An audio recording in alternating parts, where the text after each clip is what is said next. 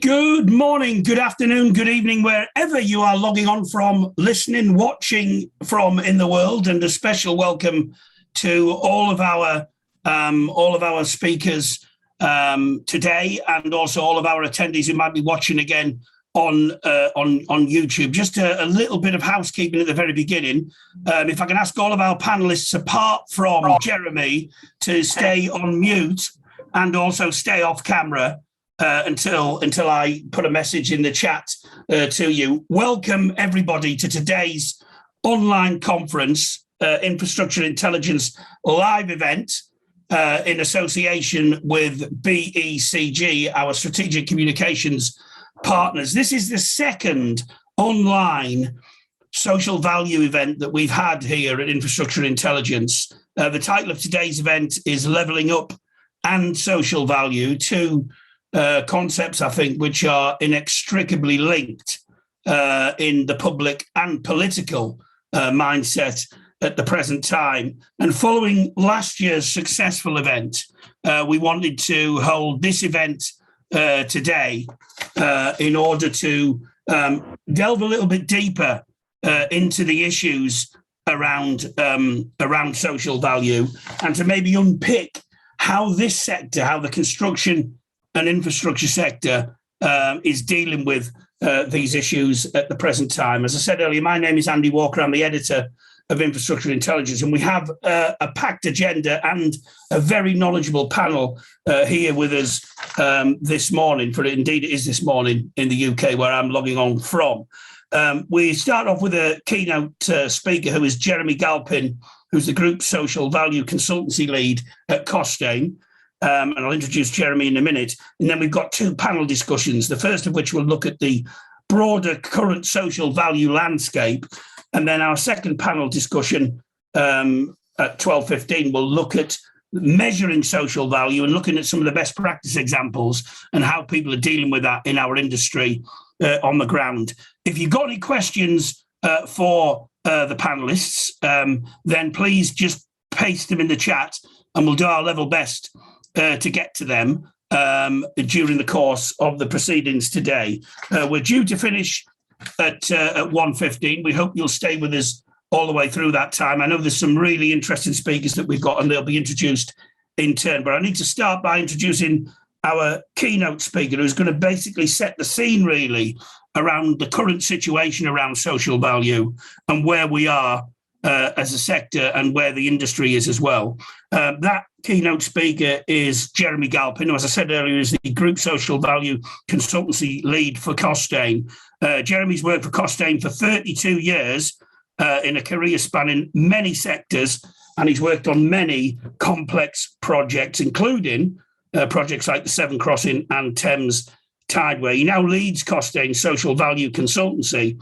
And I think with social value becoming an increasing focus for UK government policy, organisations like Costain, their experience in maximising social value, underpinned by technology, because that's an important part of what we're going to be discussing today, will help clients across different sectors in creating and managing the maximisation of the social value that the projects that they're working on actually provides, and indeed that our industry provides on those projects. Anyway, that's enough for me. Jeremy, the floor is yours to give our keynote address. Jeremy, thank you. Thank you very much, Andy, for that introduction. And as Andy said, my name's Jeremy Galpin. I lead the Costain Social Value Consultancy team. And I'm speaking to you today from the perspective of a consultant working with a range of customers to develop their value-based approach to assets. Consultancy is a significant and growing part of the Costain offering, which complements our role as a contractor on complex projects.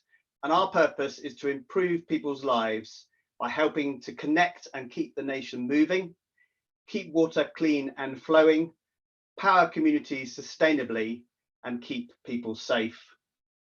May I add my thanks to BECG and Thrive for organising this event and for the opportunity to deliver this keynote. And thank you for making the time to attend. I want to set the context for our discussions by referring to 3 Ps. These three P's are planet, policy, and politics. So my first P is the planet. Our world is changing more rapidly, and regrettably, many of the changes and challenges we are facing are not good. Climate change is a very significant challenge, but so also is the impact on society of the erosion of trust in leadership, not helped by the reduction in free speech and distortion of truth by those in power. The Global Freedom of Expression Index has dropped from 0.65 in 2011 to under 0.5 today. The war in Ukraine has been, for me, and perhaps for you, a wake-up call on the reality of our global world today. These drivers are not going to go away.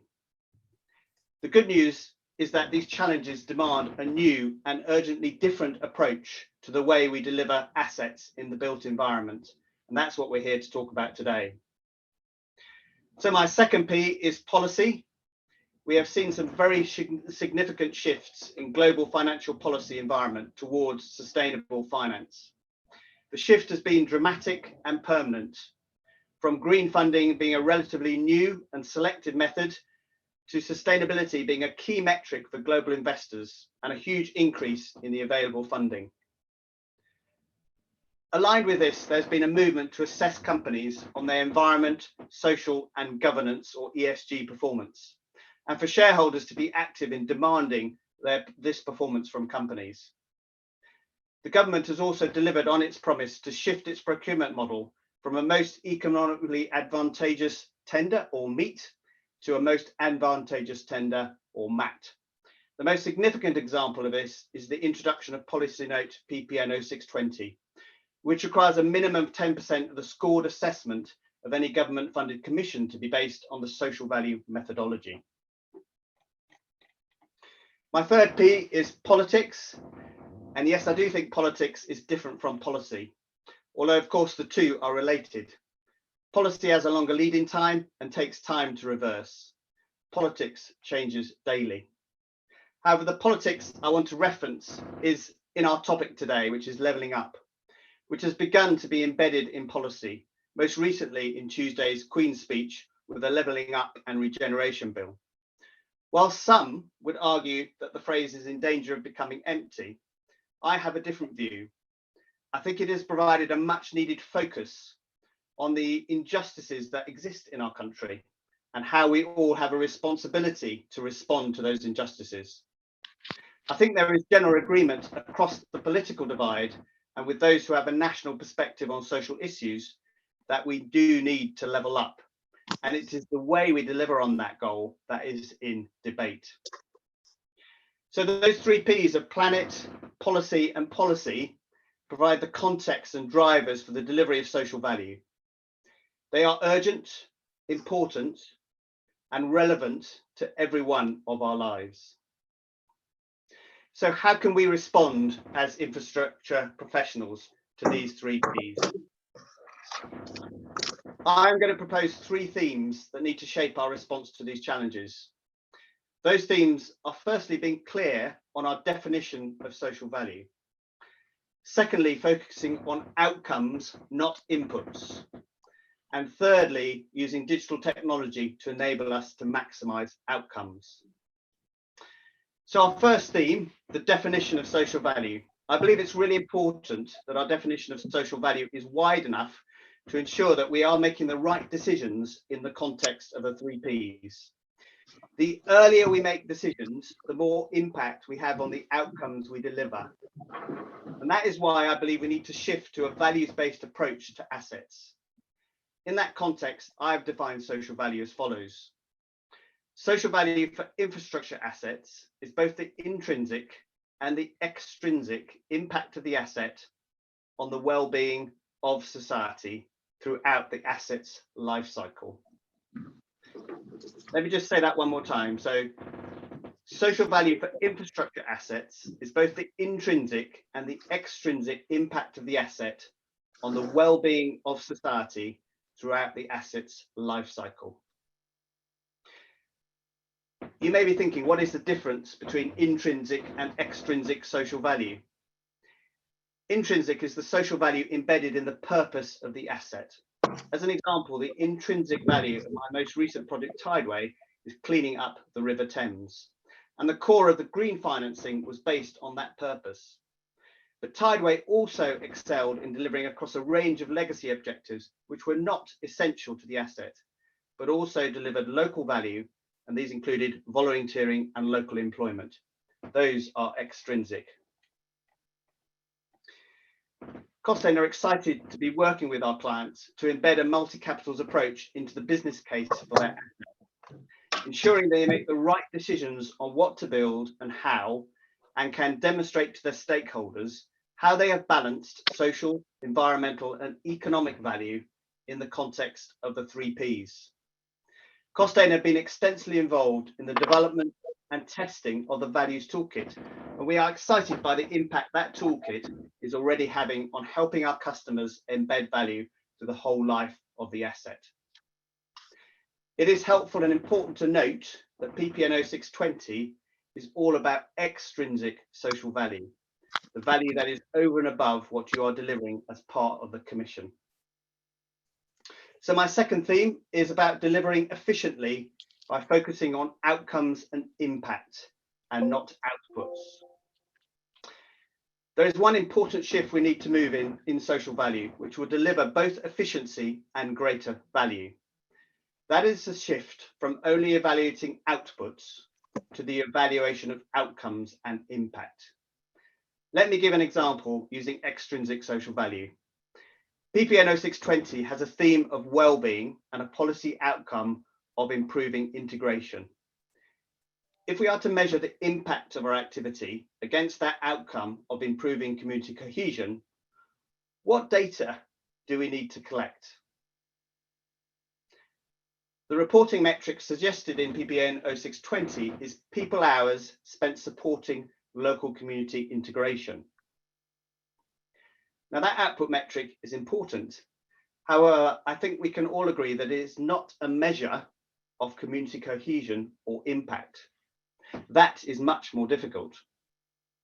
The problem with just measuring outputs is it is very inefficient, as it focuses on the volume of activity instead of the impact that activity has on the beneficiaries and its contribution to the delivery of the outcome.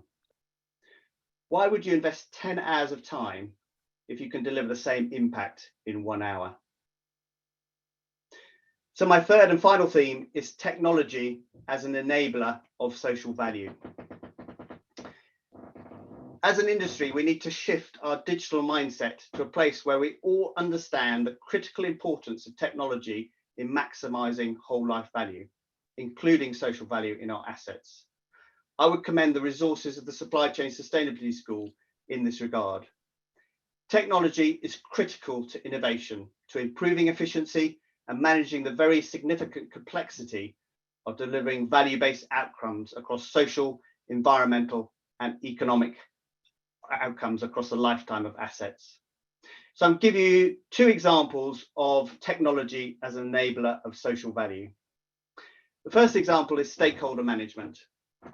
In the context of the 3 Ps, it is critical that we improve our level of engagement with all our stakeholders, in particular the public.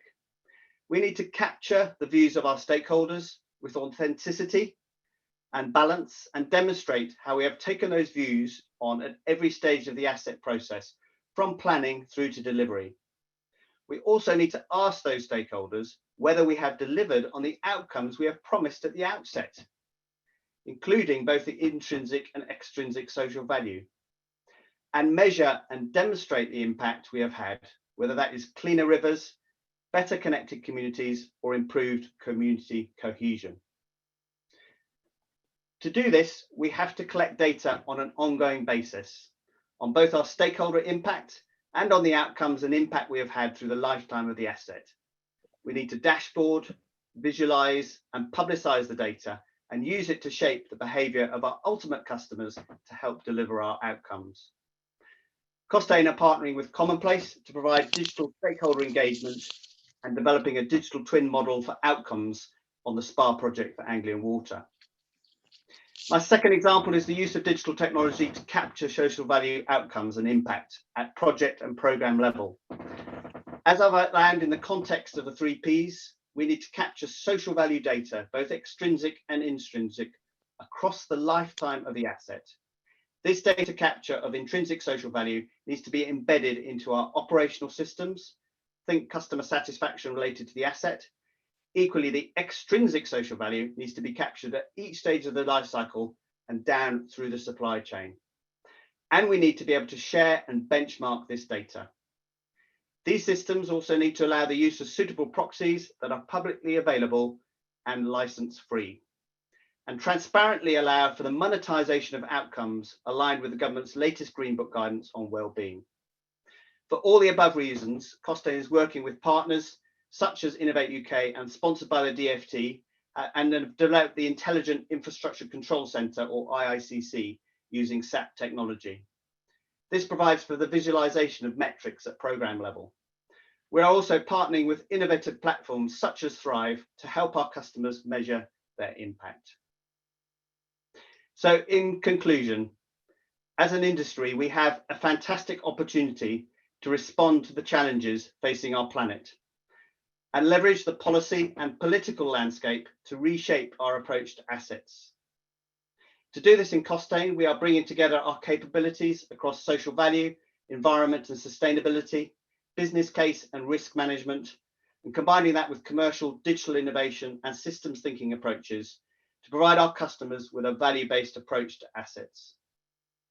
As an industry, these 3 themes of addressing both intrinsic and extrinsic social value, moving from outputs to outcomes, and using technology alongside vital tools such as the Values Toolkit can help us shift to a values-based approach to assets.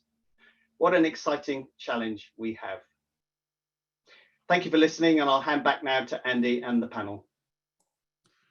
Yes, thanks very much for that, Jeremy. And I was just struck, by what what you were saying there.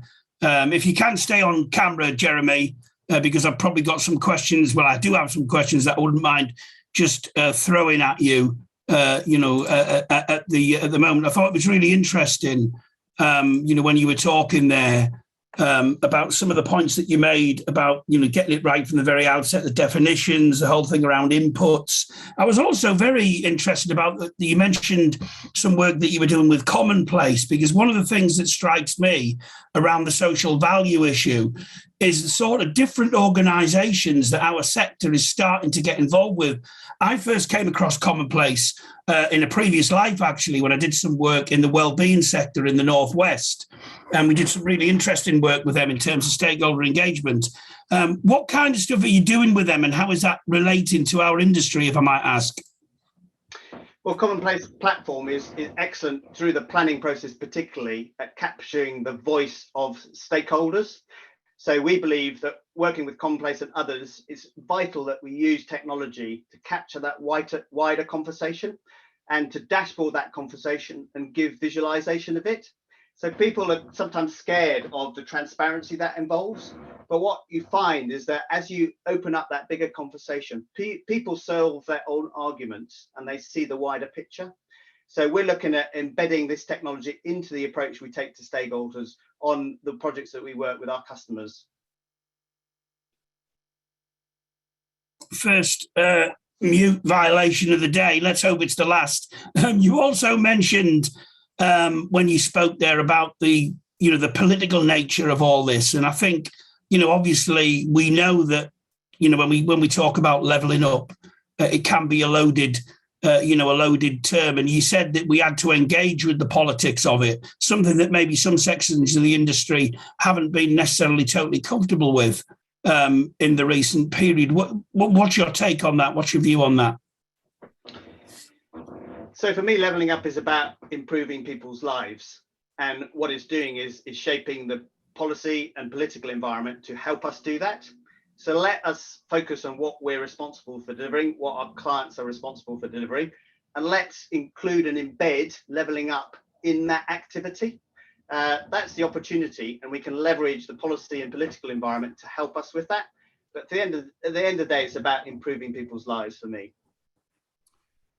Thanks. There's an interesting question in the chat from Andrea Ratcliffe. She said she works in construction, delivering refurbs to council stock, and she says the clients that they work for don't understand social value and the added value that it provides. How do you educate such organisations to see the bigger picture and the added value that it can give? That's a big topic, isn't it? And I think we're all on a journey, and we're certainly seeing different ways of PPN 0620 being interpreted into the tenders that we're responding to. So I think we're all on a journey. It really starts with trying to get close to the customer at the stage that they're making decisions about what they want to do. So if it's refurbishment, what are the drivers for that refurbishment? What's the ultimate outcome they're trying to achieve? It's probably better housing for their residents. So how does social value, that's the intrinsic social value of the project. So they need to communicate that effectively to their stakeholders. And then they need to say, well, what extrinsic social value can we add into that overall picture? But it is about this holistic approach and recognizing we all now have a responsibility. We can't just make decisions on an economic basis. We have to balance environmental and social issues with economic decisions, and we have to look much longer term, which is difficult for politicians. But it needs to happen, because otherwise we're not going to solve the climate crisis or the social crises that we face. And just a final question to you at this point, if I may, and it kind of a little bit kind of spins off the point that Andrea just asked about. It's probably clearly the case that not all clients are as engaged as they need to be around some of the issues around social value. How do we as an industry persuade them that it's in their direct interest to actually be more engaged, to recognise the value that's provided, and whether we address this next bit head on or not, I don't know, even pay a little bit more for the service that they get? I think all our clients are under these pressures of the 3 Ps. Whether that is articulated yet in the way they do business is at varying degrees of maturity. But everyone knows that we need to address the planet issues. Everyone knows that the policy environment has changed, but for some people it's not reached them yet. And a lot of that applies to government and not necessarily all private. But for the ESG environment and the pressure from investors around sustainable metrics for companies is a pressure that all private organizations are under. So I think those drivers are happening. They are ongoing. They're not going to change. So what we need to do is play our part at every level of the industry in supporting customers in delivering the widest value through their assets. Thanks very much indeed for that, Jeremy. I know you're going to stick around for the start of our first panel discussion. And if I can just ask our panelists, I already have done in the chat, but I can just kind of formally ask them. And there they are, a galaxy of talent joining the room right in front of our eyes, which is excellent. Thanks very much for that contribution, Jeremy. It's really, really appreciated.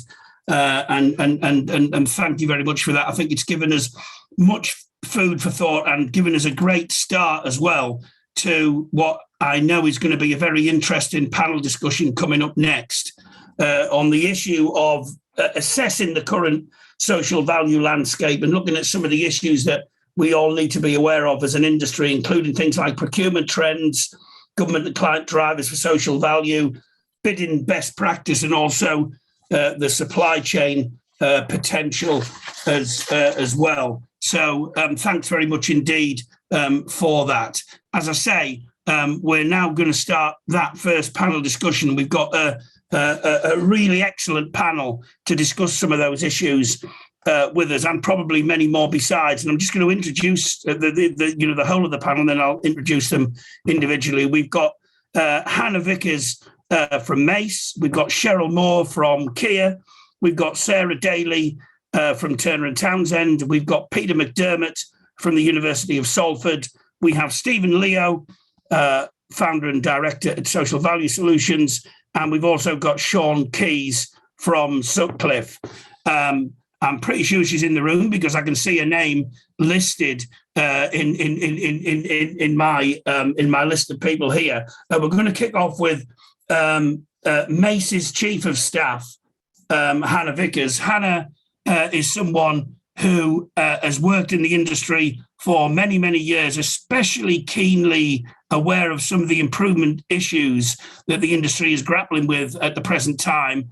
As former Chief Executive of the Association for Consultancy and Engineering, Hannah played a key role with the government around the creation and drafting of the construction playbook, which has a lot to say about the issue of social value. So if I can just introduce Hannah to speak to us for several minutes, and then we'll move on to our next panelist. Hannah, you're very, very welcome as always, and we look forward to hearing what you've got to say. The floor is yours. Thank you very much, Andy. I hope I live up to that introduction. So lovely to be with you. Really interesting topic. And I did just enjoy the session before us, actually. That's why I was late turning my camera on. It was very thought-provoking. So as you say, I'm going to talk a little bit perhaps about how I see the world from Mace and what I see has changed over the last couple of years with things like the construction playbook and what impact that is having on us and our approach to social value. So I'll probably start off by saying, and perhaps this has already come up this morning, but I don't think there's one single right answer for this. It's very much tailored to your business, to where you sit, or to your role as a client. So I do think we have to be quite careful where, when we were drafting the construction playbook, there was quite a push for us being very prescriptive in what goes into contracts and the sort of metrics that we put in. And actually that started to become, or could well have become, very constraining and really sort of drive quite perverse behaviours. So I'm probably going to start off with a bit of a defence of the construction playbook and say it is there, I think, and it has the framework within it to enable the delivery of greater social value, but it's never going to be that directive.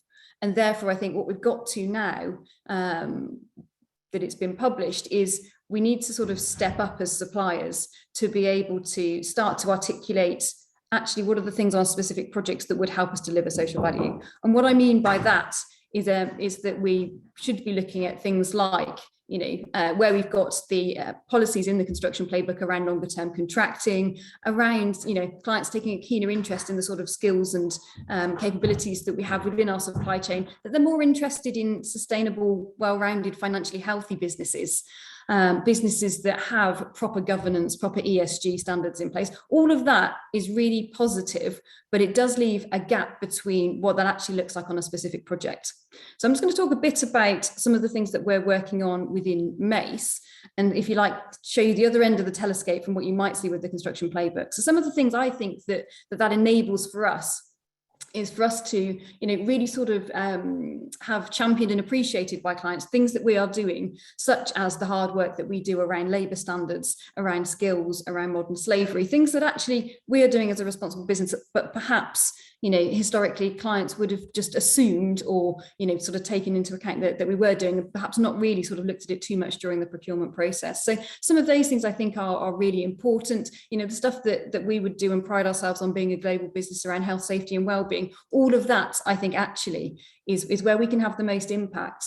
So, the types of things that I think we should be looking at and the conversation we should be having with clients would be, for example, getting them to better understand how we put in place our procedures, our policies, our standards in those areas, but also how we go above and beyond that. We're very keen, and you'll know from my boss, Mark Reynolds, being skills lead on the Construction Leadership Council, on pushing things like direct employment and making sure that clients understand actually the different contracting models and what that means to the people who are employed by those businesses for their personal development, for their long-term career, for their stability, and perhaps most importantly at the moment, for their security, knowing that they've got a job, knowing that they're not on a temporary contract and they're going to be moved project to project, actually having that long-term commitment to your workforce and to their development and to their well-being, to my mind, is one of the single biggest things we can do as a contractor around social value. So that's probably what I wanted to say around us as a business. I think I just want to kind of conclude by maybe being a bit provocative around some of the things that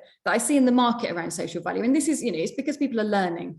And I think probably what I would focus on, and what I would to anybody listening really urge other businesses to focus on, is to do the things where you can have the most impact. I've seen some well-meaning clients, and actually well-meaning tier ones, and I'm not excluding us from that, do things that are seen to be quite, camera friendly or, short-term initiatives on a project. And that's fine.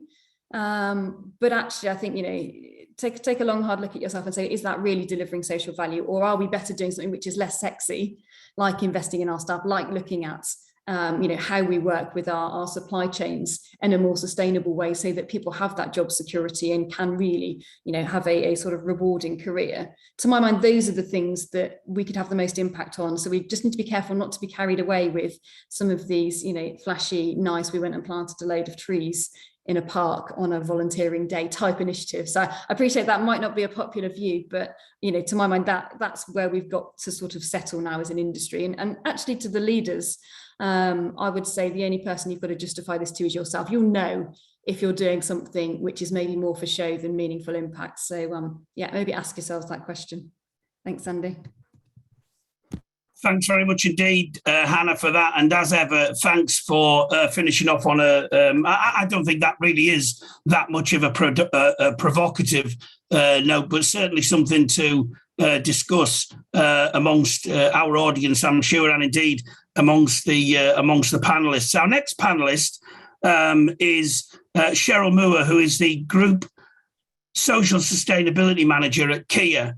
I know that Cheryl is going to, during the course of her contribution, address some of the issues around supply chain opportunities, but she's clearly got the floor to speak on other issues as well, because I know she's someone who's very knowledgeable in this area. So Cheryl, your turn next. Oh, cool. Right, well, thank you very much, Andy. A lovely introduction, and thank you for letting me be here today. I think this is a real opportunity to sort of crystallise basically the social value platform. I've been in construction for over 20 odd years, and I remember it being added value. And what are you doing? Which is very much like what Hannah was saying, just these photo shots and not really thinking about where you're actually impacting and the sort of like legacy decisions that you're trying to achieve. So I've been dealing with Kia, working with Kia 4.5 years, and developed the Building for a Sustainable World framework, particularly on the social side, where we have 5 pillars, and one of the key pillars in that is sustainability with our supply chain. So very much working with our supply chain to support them. So as a tier 1 contractor, you can achieve so much, but you can only achieve that with actually working in collaboration with your supply chain. And they don't necessarily have all the resources, all the knowledge, all the skills that the tier 1 do. So again, going back to Hannah's point and Jeremy's point about this inequality, there's a lot of work, and I think Supply Chain Sustainability School are doing a lot to that, is to help and upskill and train actually the supply chain as well, because that then will develop it and you almost replicate that good work that you're trying to achieve. So Kia, massive organisation, 3.3 billion turnover, of which 1.4 is infrastructure. But again, probably a large of our work comes from public bodies, so they do know a lot about social sustainability, but how their interpretation is and how they want to deal with it is very much working right at the start. We don't have a choice on what they're going to do, but what we do have a choice is how we're going to help them through that process in construction or the infrastructure. So working with the communities and the clients to develop an ESG plan that really makes the impact is what we're trying to do. And on project basis, some projects can be only 6 months, but we could be 25 years, and it's understanding what impact you can have during that time. I mean, our key drivers, I think social sustainability cannot be taken outside the environmental. I think they're so intrinsically linked now. You can't do one without the other. So I really like where we've linked it together with the Building Sustainable World, where it's a complete cohesive sustainability answer.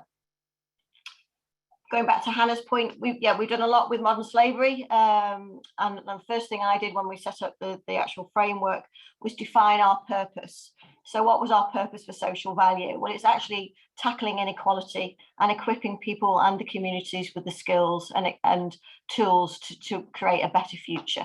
And I think that's the sort of vision that you want to try and achieve on every project. So not just looking at the short term, looking at what real impact you can make.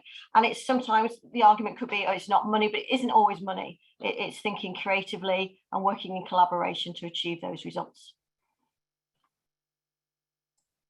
Thanks very much indeed for that, Cheryl. That I really like that phrase, social sustainability. That's a great phrase. I'm going to use that again. And I think other people should keep using it as well, but we'll get to that in the discussion as well. But for now, thanks very much. Our next speaker is Sarah Daley, who is the Associate Director for Sustainability at the consultancy, Turner and Townsend. Sarah is another speaker who I know has great knowledge of this particular subject, and I'm looking forward to hearing her insights right now. So, Sarah, over to you. Thank you very much indeed. Okay, so I'll try not to cover too much that's been mentioned by others. So in terms of what we're doing at Turner and Townsend, again, we can see the importance of fully integrating everything to do with this whole journey. So as an organisation, we've got a net zero sprint, which we're running through all of our teams.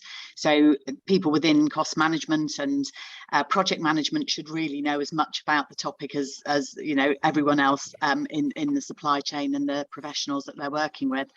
We've got a separate sustainability team, so I'm an associate director within that team, and we obviously work on very specific commissions to do with sustainability and indeed social value.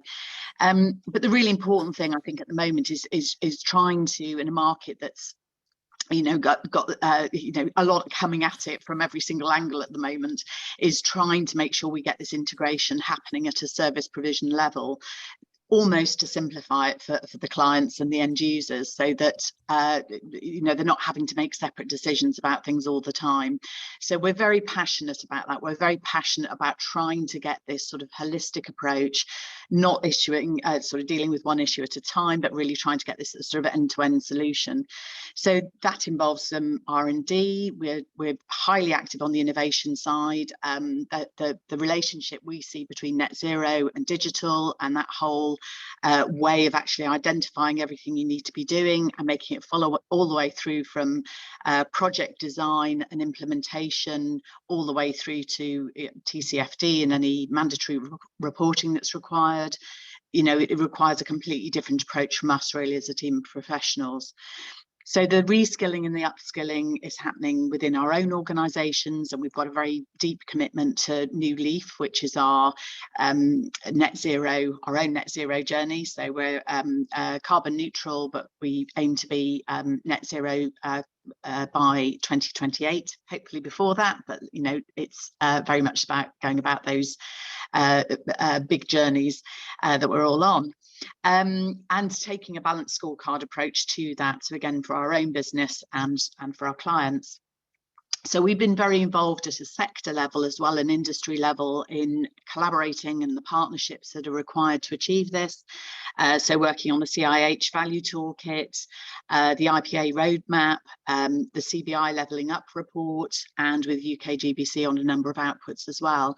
So I think that points to the fact that more than ever, we've all got to work together. No individual organisation's got all the answers. And if we don't all sort of get to the same brain space in dealing with a lot of these things, we're not going to progress. But I'd like to actually just pick up on a point, because I was going to talk about some stuff to do with supply chain, which has been already sort of addressed very eloquently. But the point Andrea made earlier about the learning and development side, I think is really pertinent. So just as an example, we've been working on a contract for BAYS, for the Social Housing Retrofit Accelerator. And I think, it's been a really good example of how we've been able to, BAYS have actually funded Turner and Townsend's team to do bid support, but also more importantly to sort of create a whole framework around the reskilling and upskilling of the social housing sector in order to meet the decarbonisation targets. So we've put together, and I've been leading a team that's been putting together up to 30 masterclasses, webinars, on-demand content, that sort of thing.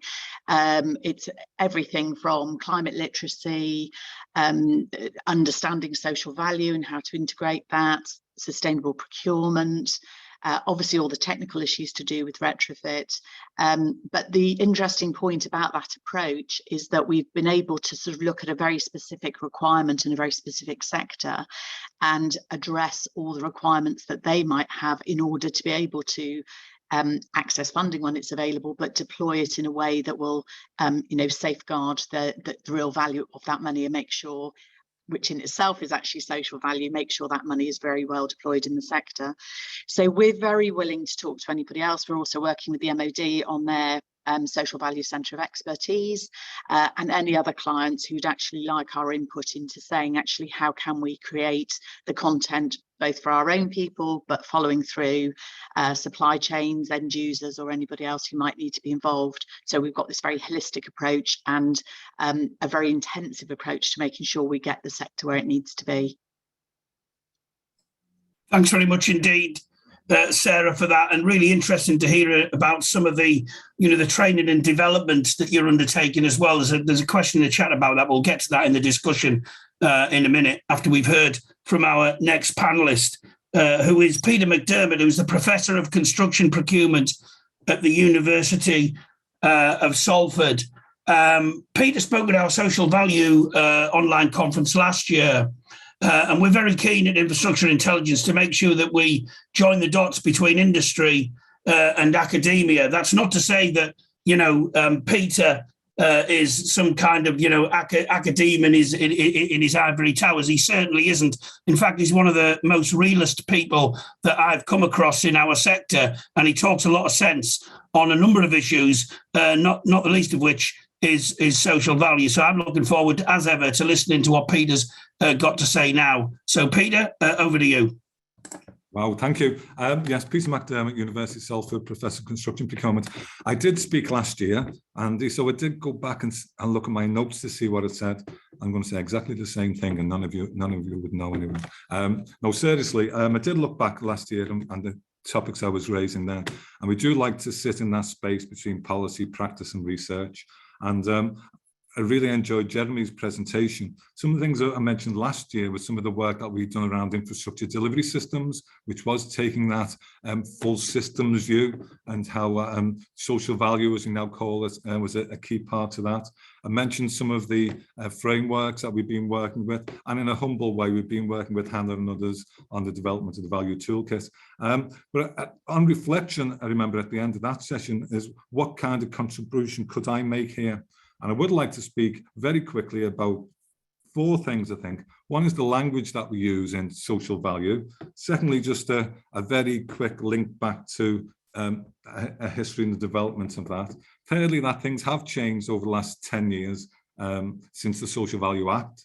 And then fourthly, just a comment on the markers, which Hannah and others have already mentioned. So about language, we can get stuck in the language here, but even last year referred back to a whole series of literature in this field, going back 30, 40 years with language such as policy through procurement, something we did with some South African colleagues a long time ago, developmentally orientated procurement systems. So, we're all guilty of confusing things with the jargon. But in other domains, in other countries, in other continents, in different times, the same moves, the same needs for social, environmental, and economic improvement uses different language. The instrument legislation, yes, policy drives, and the power of procurement, be it the pound or the yen or the dollar, to drive that change. So some of the work that we've done more recently was around the local content policy in Nigeria, which was there about technology transfer and making sure the local population worked there. Going back further, a lot of the ideas that we're talking about here, even so far in this room, we can learn from the reconstruction development programs in South Africa in the post-apartheid South Africa, where you had traditional quantity surveyors at the time going in and learning to be now what we call social value. So in a whole host of arenas around the world, one of the things that comes through is where change is driven through policy, through legislation, or whatever, is where there is that overriding political, economic, or social imperative. It's partially my job, so I have been through or tried to get through some of the big 2 mighty tomes that are coming out, including the Levelling Up paper. A Levelling Up paper, no matter what your view it is a great source document on that background and where things are. I know Jeremy, I think, described it potentially, or some people have described it as an empty vessel, but there's lots of good data and information in there. What I've taken from it is that there's still a remnant of that mission-driven agenda that some political economists are highlight. And it's that perhaps in the last week or two, we're seeing a movement away from. Over the last 10 years, and I will mention in a moment, a whole series of policy instruments that are shifting the dial towards embedding social value. But just some noises coming out of government, and even on, if you listen to Radio 4 this morning, Rees-Mogg is echoing some of the headlines from Building magazine 10 years ago, where Francis Moore, the then Cabinet Office Minister, was talking about value, not values. And the new procurement bill that's on its way is going to bring about change, but we'll see about that one. So there has been that shift over the last 10 years since the Social Value Act. Social Value Act just spoke about services, not products, but that's being changed by public policy instruments, not just the construction playbook, which I think, as Hannah said, we should use it. I think one of the services that is done is to take out a lot of other policy instruments. It's a great summary, so we should hang our hat on that. Also, the value toolkit is there to help us to move that way. But the other instruments are there, not just the social value model instruments, but the modern slavery 0519, the carbon reduction 0721, and better payment 0720. There's a whole series of policy instruments. On the other side, there's loads of ISOs and British standards on responsibility as social value quality mark, and a new British standards of social value on its way. So these things, the landscape has changed. My comment here today is getting onto what one or two of the others have spoken about, which is the market. If we look back at the market that we're all drawn from, different parts of it here, some things we might have predicted in 2012 and some things that we wouldn't. Around frameworks, for example, there's a framework review in 2012 as well as the Social Value Act. I would never have expected we would have predicted the great plethora of frameworks that were there, that would come. But what I wouldn't have thought about was the competition that exists at that level between frameworks. And that competition between frameworks at the moment sort of encompasses the battle, I think, between what Rees-Mogg's headline was many years ago, value or values, and what is a good framework. So I wouldn't have understood that. So I suppose my play is similar to Hannah's, and I think it was Cheryl, is about the market as is being developed now. There are different types of frameworks with different drivers behind them. There are so many different measuring tools. There's so many different consultancy offers coming from the marketplace. My play is that we try to help our clients by being clear in what that offering is, and don't be driven. I think it was Hannah who said, don't be driven too much by the short-term winning work model. Thank you, Andy. Cheers. Thanks very much, Peter, for that overview. I always enjoy listening to you, partly because you tend to bring some of the backstory alive, some of the history to all of this as well.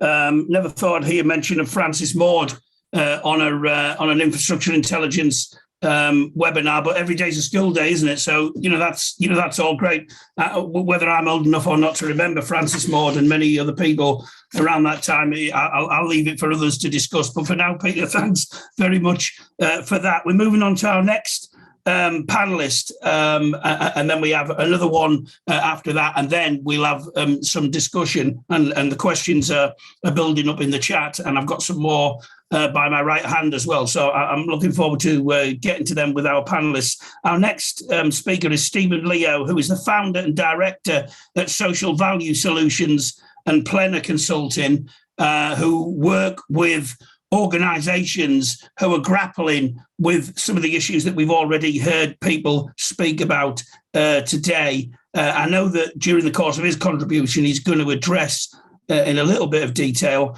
how we use social value in a good way to win bids and tenders. So, Stephen, the floor is yours. Thank you very much, Andy. As I said, just a little bit. We tend to, at SVS, we take a very sort of pragmatic approach, drawing on sort of 40 years of construction industry experience, delivering a range of projects. And I think that's one of the things that we try to help people understand around social value and the delivery of social value. So as we said, over the last couple of years, you're seeing more and more social value coming into tenders. But the issue we're tending to see, and as mentioned previously, is that a lot of the clients are not totally clear about what they want. You know, we understand it's all part of a journey, and procurement in some of these client organisations are not necessarily up to speed with what the local authority actually wants or what their needs are. Some clients are giving out very detailed specifications that I'm finding, which can be very helpful in some parts, but also be quite overwhelming for some people when they're trying to bid, you know, thinking, what do I do now? Oh my God, you know, so, and then the converse is true.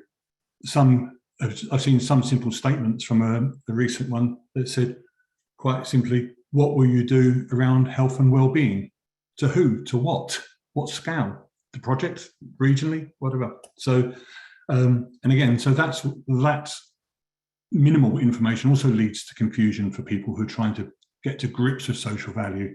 And the fact that it's now sort of a minimum of 10%, in some places it's 15, on a recent one I'm looking at, it starts to become a game changer. And people need to sort of really understand how to put their best foot forward for this. And I think that's one of the things that I think we all need to be really, really thinking about from the start. And one of the things I say to clients really is, we're generally all very good around the key account management and CRM and bits and pieces like that. But you need to put social value into the key account management role as well. They need to be talking to clients and understanding what it is their clients are looking for. We ask lots of other things. We try to understand lots of other issues around project delivery, cost, program, all those other good bits. But we now need to start asking, what is it the end client is looking for? And I think, you know, that was mentioned earlier as well, I think. So I think it's quite important. And then through those discussions with the clients, you can help actually probably shape and educate the clients as well, make them aware of actually what is possible and what isn't possible, you know, what's realistic and what isn't. So then I think, and if we sort of, that is a bit of a loop, sort of feeding back information to clients, I think we can help them inform their understanding and what they can expect to get out of their supply chain. And the other thing as well, it's about understanding, the clients need to understand what they're asking for, and if they can give clear guidance, as I said before, that's really good, but it needs to be proportionate to the size of the project as well, and give contractors and consultants some sort of indication of what they're looking for in terms of scale. It's very easy otherwise to sort of throw the kitchen sink in with things, put far too much information in, which causes problems down the line, and I'll talk about that in a little while. And the other thing that I think when you're bidding is that there needs to be taken into consideration are the commercial aspects of it, because like it or not, social value is not free. Yeah, there is a cost in delivering a lot of this work, and I think, you know, and it has to be sustainable as well for the organisation that's delivering it. So again, it has to be proportionate. You have to be able to afford to deliver what you're delivering. And clients, if you are, you know, the end clients, if they realise that they are paying for a majority of it, if not all of it, they need to be quite specific about what they need as well, or what they're looking for. Yeah. Many people that are bidding don't necessarily understand the issues that a borough or an end client is facing. It could be around social deprivation. It could be around low skills. It could be low income. It could be connectivity. So how can the social value solution address those and actually have real impact? Those are the sorts of things I tend to try and look at in the first instance. And when it comes to actually putting the bid response together, it's too easy, I think, just to put in lots of sort of generic solutions, to generic text and responses. And I suppose, as was hammered into me many times, was read the question, answer the question. I know it's a simple statement, but you know, there's lots of people don't do it. You read the question, you pick out the bits that you think, oh, I know about that, and you talk about that, but you ignore the rest of the question. And then therefore you stop actually introducing the real value that you could create for the client and actually get into the real solutions. And in thinking about that, when you start to read the question and you start to strategize the answer and formulate the answer, you need to really think, what can you actually do for the client? You know, what is in your remit? Is it a local solution you're looking for, or is the client interested in what you can do on a larger scale, regionally or nationally? So you need to be quite aware of that. And again, whatever you propose, it needs to be proportionate as well. So don't overpromise. Don't promise the world, because you'll just make promise issues for yourself down the line. You're full in terms of KPIs and the ability to deliver. Okay, and I think the other side is once you've identified what it is that you're going to be delivering, and that delivery needs to come from, it needs to be challenged really by a team from HR, finance, commercial, stakeholder engagement team as well, because these are all the people that need to understand what it is you're trying to deliver on a bid, because there are financial implications, there are employment issues, there are commercial issues going forward. So all those need to be considered, because as I said, you know, it isn't free, it needs to be costed, it can make a difference. You know, there's lots of examples like that I've got in my mind, but perhaps, you know, not really for here. But it's, and once you've actually decided on your strategy and what it is you think you're going to deliver, I think during the bid process, if you can test that with the client, is it really what the client's looking for? Yeah, because again, we do it so often through the tender process around the design, around other aspects of the project. We can get to test aspects of it. We need to treat social value the same. For as much as we do value engineering, we need to do social value engineering. Is what we're doing proportionate? Is it right? Is it what the client's actually looking for? Try and get some feedback. And the next part, once we've got that, once we've agreed what we're going to do and we're happy with it, it for me is then evidencing what we're going to do. So where have we done it before? And not just that we did this on this project, but actually look at the impact you actually really did create. Get some third-party feedback from people, from the stakeholders, from the communities, from your supply chain. What impact did your policies really, your policy / social value strategy really have at a project level for them? So I think that can start to make it quite real for the client.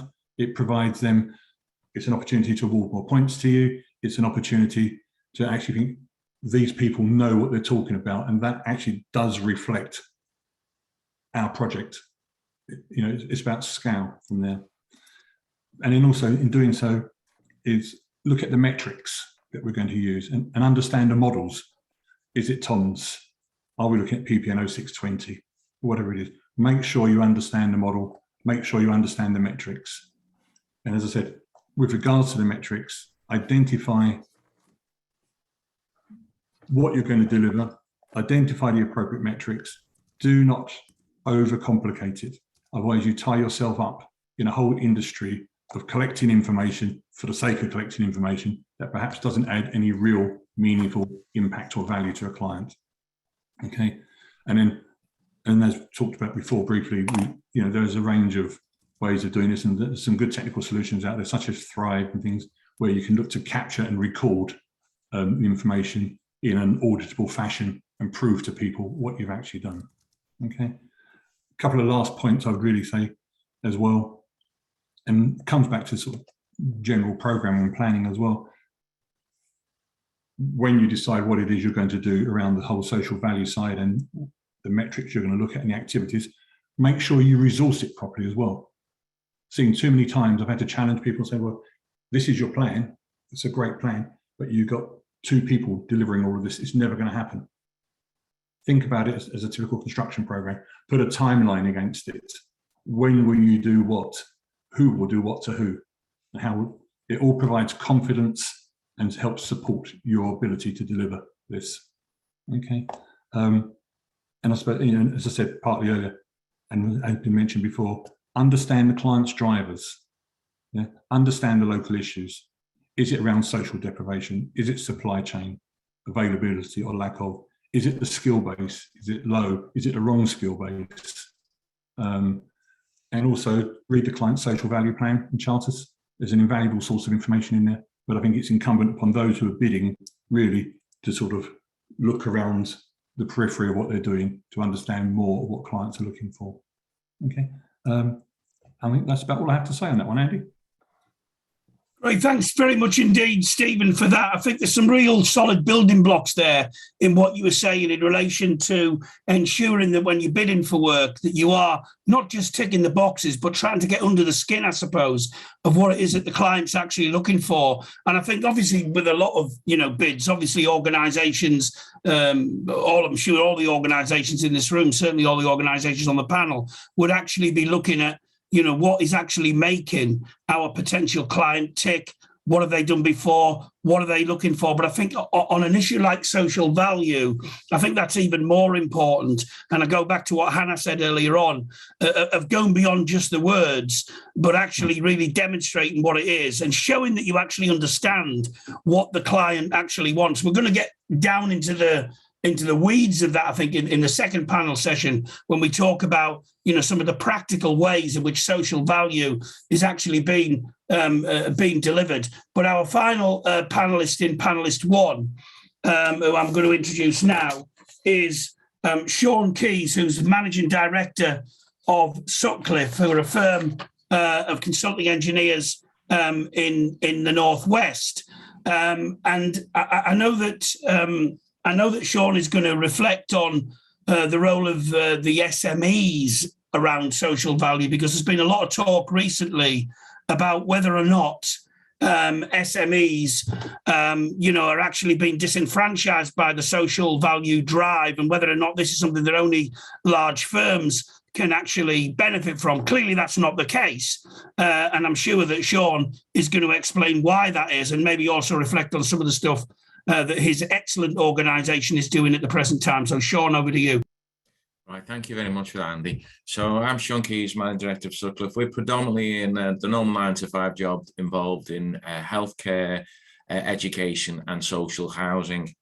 And this is actually one of the best ways to bring social value to the agenda. But if I could just say that 99% of businesses are SMEs, and 90% of the work that gets undertaken in the construction industry is fundamentally undertaken by SMEs. So we are working with probably over 60% of the companies that are actually on this call today, and we fit in as part of their if you like, their food chain. So we see our role as integral. Now, one thing I believe is that we as an SME probably undertake a greater level of social value per head of capita than probably some of the bigger organizations, if not many of the bigger organizations, because it's probably easier because we have fewer numbers and fewer people to deal with. But hitting the metrics of the bigger companies is really important for us. So I know on the call we've got Mace and Kia, and I'm also going to throw Way2 on this call, but they all have slightly different things that we want to sit in with their social value. And I would say that the way that we are achieving that, we're achieving that by jumping well over most of the bars.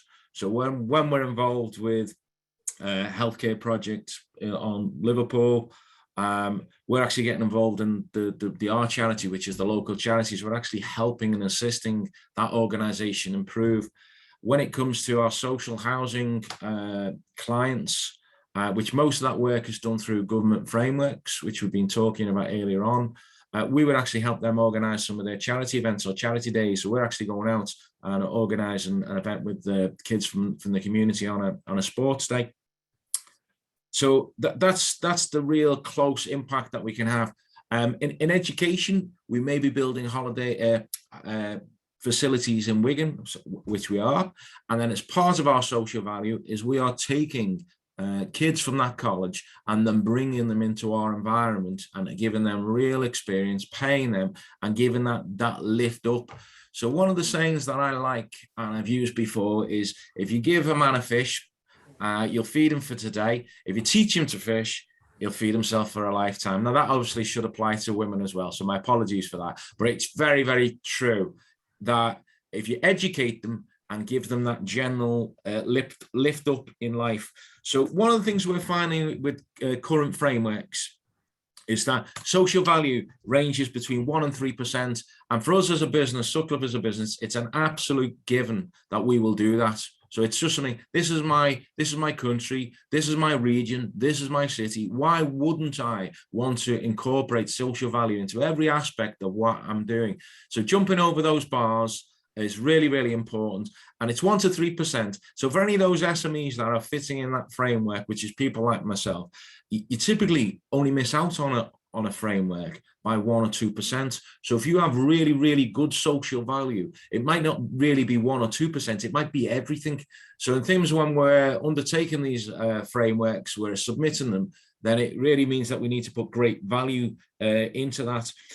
One other little example of where we're adding right at the front of social value is I was chatting to a friend of mine, Barbara Travis, who's involved in civil engineering careers, small organization. She's trying to encourage people from prison who've had a tough start in life and get them into typically labouring jobs on site. The social value for that element is tremendous.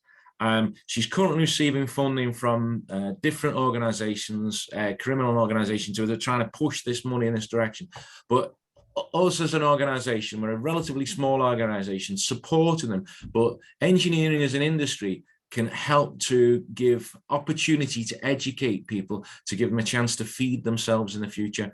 So, Andy, I won't say any more than that because I know time's running on, but thank you very much for giving me the opportunities for speaking.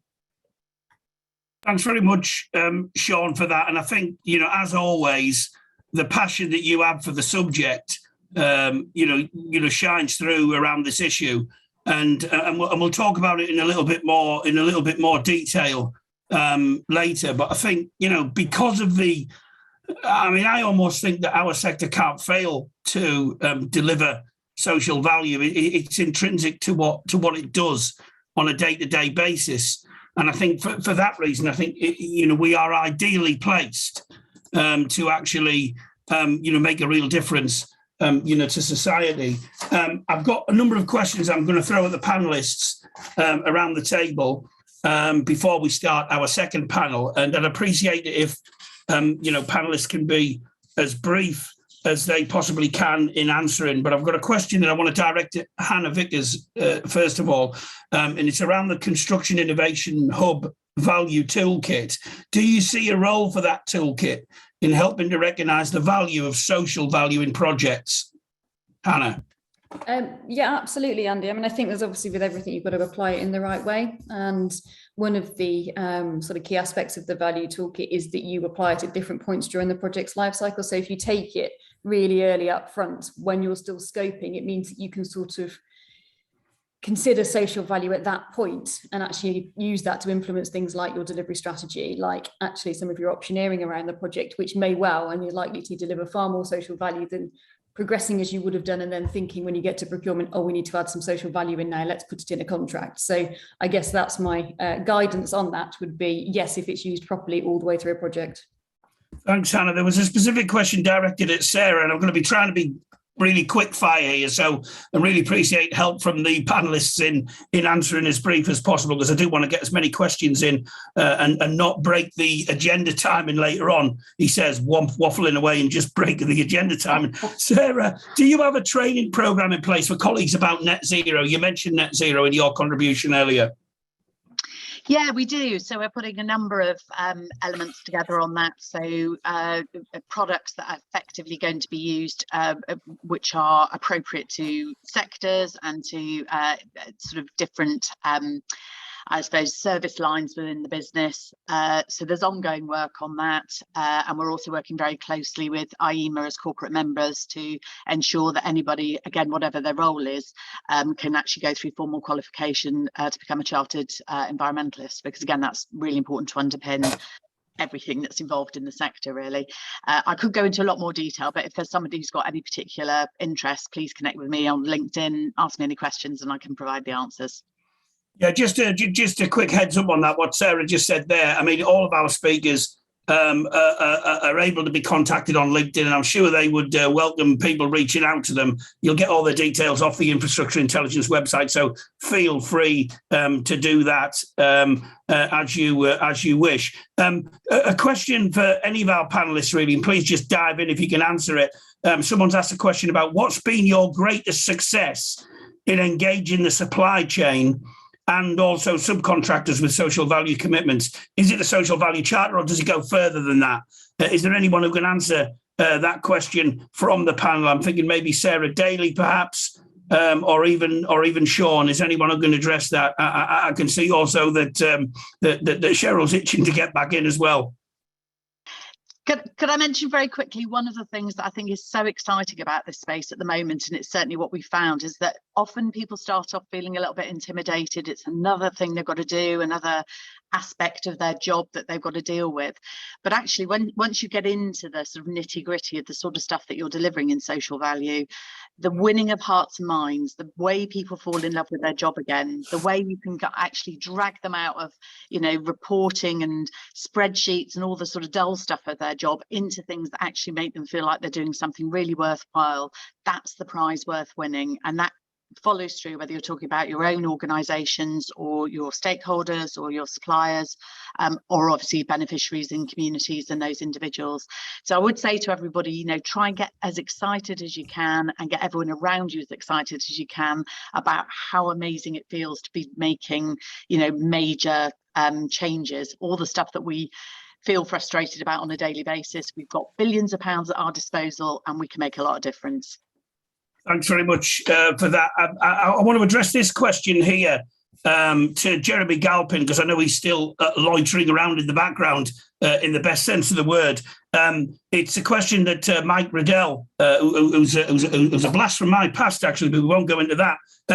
He said the term social capital appears more than 25 times in the Levelling Up white paper, aims to underpin the social infrastructure desires of the government. How does Jeremy see social value feeding into that emerging social capital narrative? Jeremy, do you have a view on that? I know it's a big question, but unfortunately, I'm going to have to ask you to be brief. And I'll also take any other points that any of the panelists want to raise on that before we move on. Jeremy. Absolutely central to this. The Global Capital Coalition uses 4 capitals: human, social, natural, and production. So embedded in the values toolkit we've talked about is an approach to looking holistically at all those 4 capital areas. So absolutely, we can address that through the methodologies we have. Thanks very much, Jeremy. Do any of our other panelists want to just reflect on that whole concept of social capital? Is that being highlighted enough? As an industry, I know there's been a lot of talk in the net zero area around natural capital, nature-based solutions, et cetera, but bringing this back to the, if you like, a social value context, what do we mean when we talk about social capital and how can we leverage it in a best practice sense in the industry? I don't know if there's anyone who wants to just basically touch on that from the panel. Feel free to dive in. Yes, Sean. Yeah, jump in there. So I love the idea of social capital, and I use a very similar word, which is true social value, which is the same sort of concept. When you do something that works at every level, it works for the individual, it works for the business, and you enjoy it. So an example of that might well be we're working on the road, we're helping our environment, we're taking kids into our workplace, improving and giving them greater opportunity, but then attending their charity events, our guys and ladies are having a ball, we're contributing, and we're actually promoting the charity. So stuff that truly works every level is my idea of real good social capital. Great, thanks very much indeed for that. We're kind of in the process of running out of time. For this panel. We'll try and get more questions in a little bit later on. I want to thank all of our panelists who've taken part in panel 1 for their contributions. They're more than welcome to stay for the rest of the event. If you do that, you don't have to. If you do that, just please turn your cameras off, because this is the point where I want all of our panelists for panel session 2 to actually put their cameras on, so I can call you into the room, we can start that next session. But again, just massive thanks to everybody who was involved in that first panel session. Let's continue the conversation on LinkedIn. You can also continue the conversation via the Infrastructure Intelligence LinkedIn group. And also, obviously, you can tweet us at infra_intel.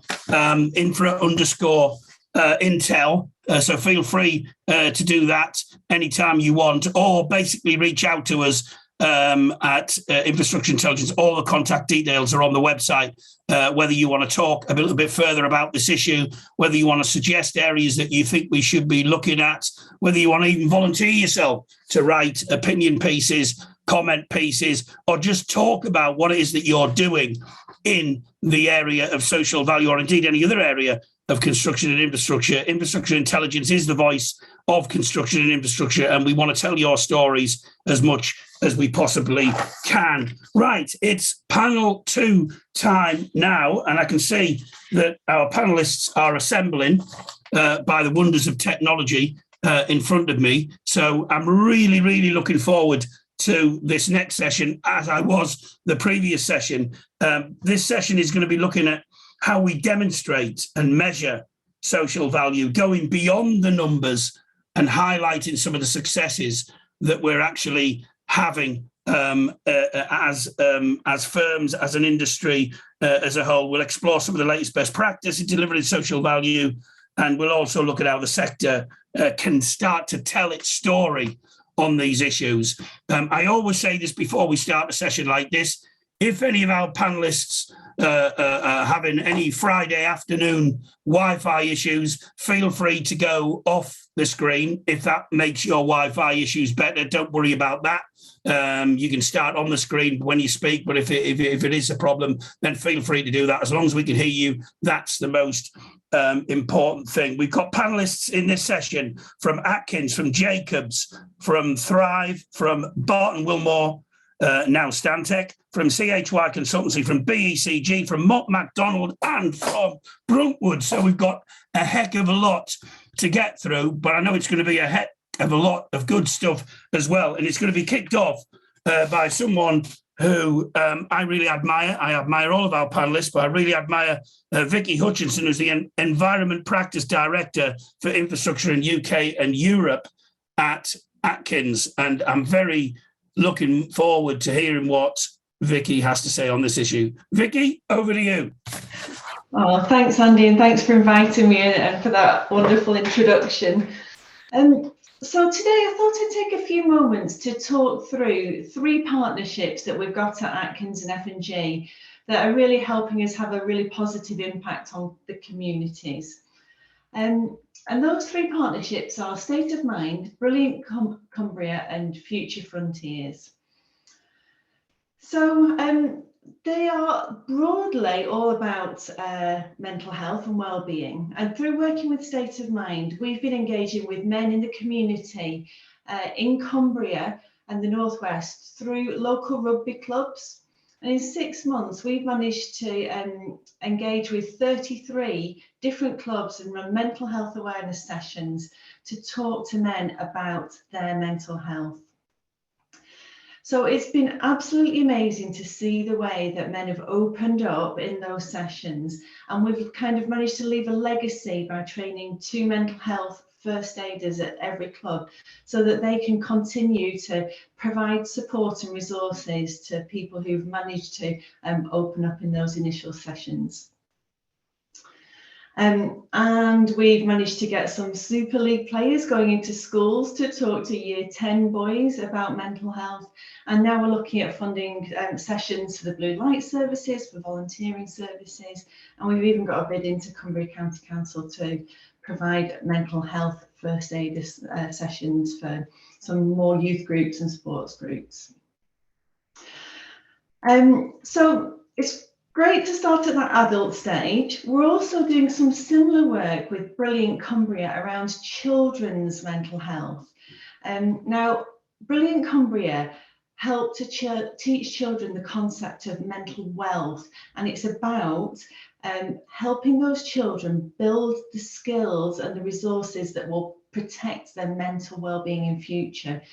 So we're helping them nurture and develop those important skills in life. They're not usually taught, but that will enable children to become more resilient and giving them the skills to deal with difficult situations. And then amongst those children that we work with, there are a few that become wellbeing ninjas and wellbeing ambassadors, and they gain extra skills around presentations and listening skills, and that really boosts their self-esteem. So we're helping them kind of set up for success with those what will be kind of employability skills. And then, so thirdly, I mentioned another organisation, Future Frontiers, and we're working with them in the South and the Midlands.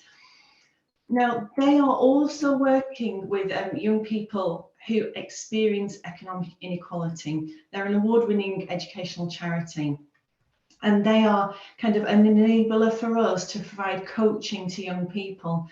So in a year, we've managed to provide 285 hours of one-to-one coaching for those students from disadvantaged communities.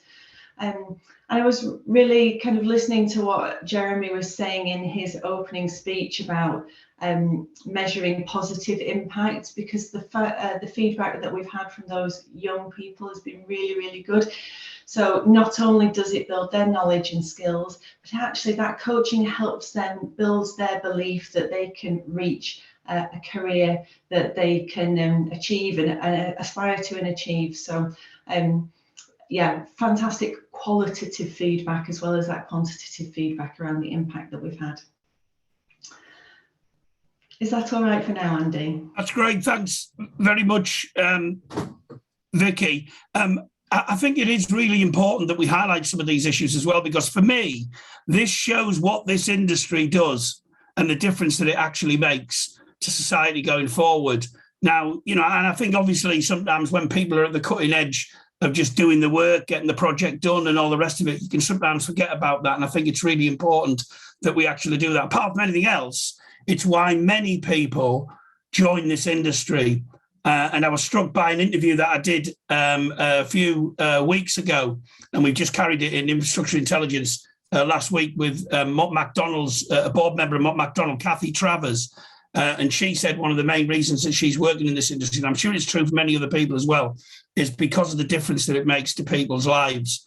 So I just, you know, I think that's really important. We can sometimes forget about it, but it is absolutely true.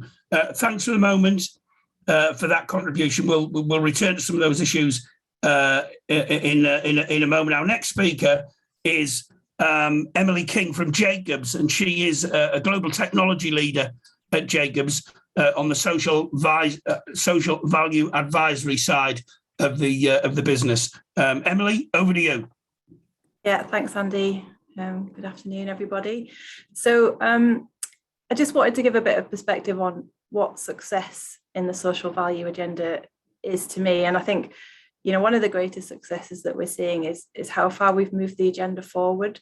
You know, it's clear within this group here, you know, there's a much stronger consensus now about what this is all about. You know, we're all recognizing this need for a collaborative outcomes-based approach. You know, Cheryl from Kier touched on the fact that, you know, social and environmental sustainability and value is so much more intrinsically linked now, and that's much more recognized and understood. And I also think there's success in this growing recognition that the role that infrastructure plays. So, you know, infrastructure investment is the biggest stimulus for growth and for transformational outcomes for society, much more than any other form of public investment. And, you know, it's clear that our sector is you know, driving lots of guidance, frameworks, toolkits, perhaps too many. You know, I do agree that with the point that we perhaps do need a better consensus, but, you know, we are driving forward and developing and evolving these toolkits, which I think is a great success. I think the other success that we're seeing is this ongoing learning and evolving best practice, you know, particularly when it comes to these major infrastructure programs. So, for example, Jacobs worked on the Olympics, London 2012, some great work there about, you know, KPIs for protecting different groups, such as, you know, making sure that the workforce is made up of a certain target for disabled people and women. You know, same for Thames Tideway. Obviously, it's, you know, it's one of those projects that everyone likes to refer back to because so much good work was done on that, and that kind of quite progressive commitment for 1 in 100 jobs to be given to ex-offenders, and I appreciate that there was challenges in achieving that. And then on Palace of Westminster, which is a programme that I'm working on at the moment, the huge investment potentially that's going to be needed to restore and renovate the Palace of Westminster, and the policy there is all about, how do we share benefits, not just locally and within London, but making sure that there's this equitable distribution regionally, nationally.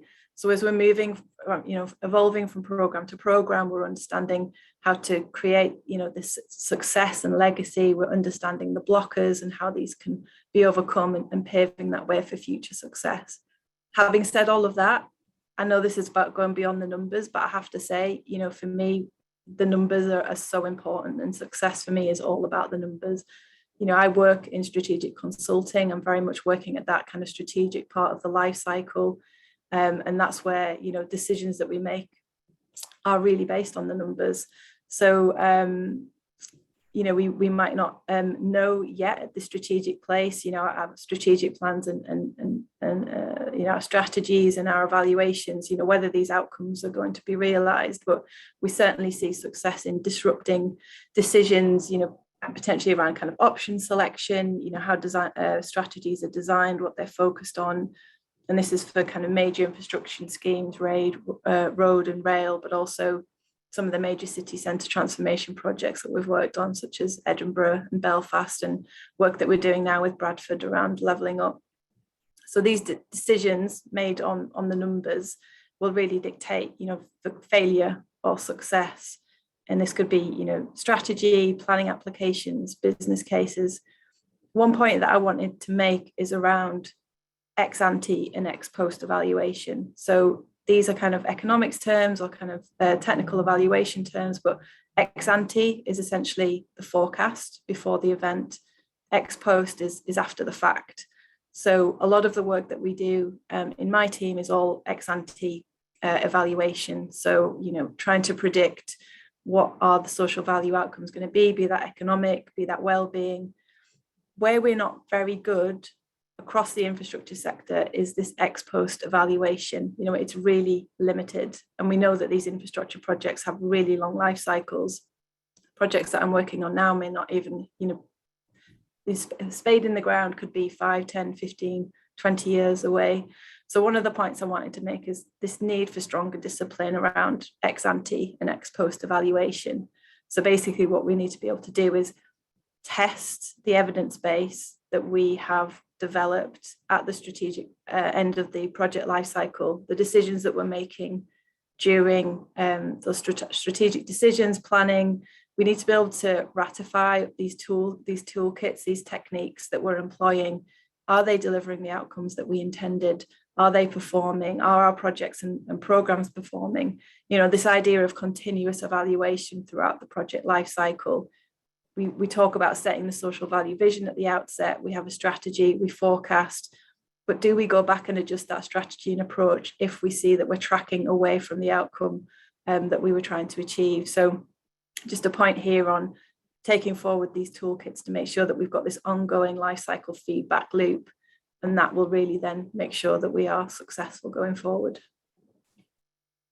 Thanks very much, Emily, for that. And I think that, one of the things that strikes me about the people who work in our sector, particularly on the engineering and consultancy side, is that they are quite rigorous in relation to measurement and to evaluation. And I think you're absolutely right to highlight whether or not we could be doing better in this particular area of activity. For the moment, thanks very much. We'll obviously return to some of those issues in the discussion. Our next speaker is Neil MacDonald. Neil MacDonald is the Chief Executive of Thrive. Thrive are Infrastructure Intelligence's social value partner, and they sponsor the Social Value Hub on our website. Thrive work with a number of organisations who are looking to measure and to be more strategic in the way that they deal with social value. And I know that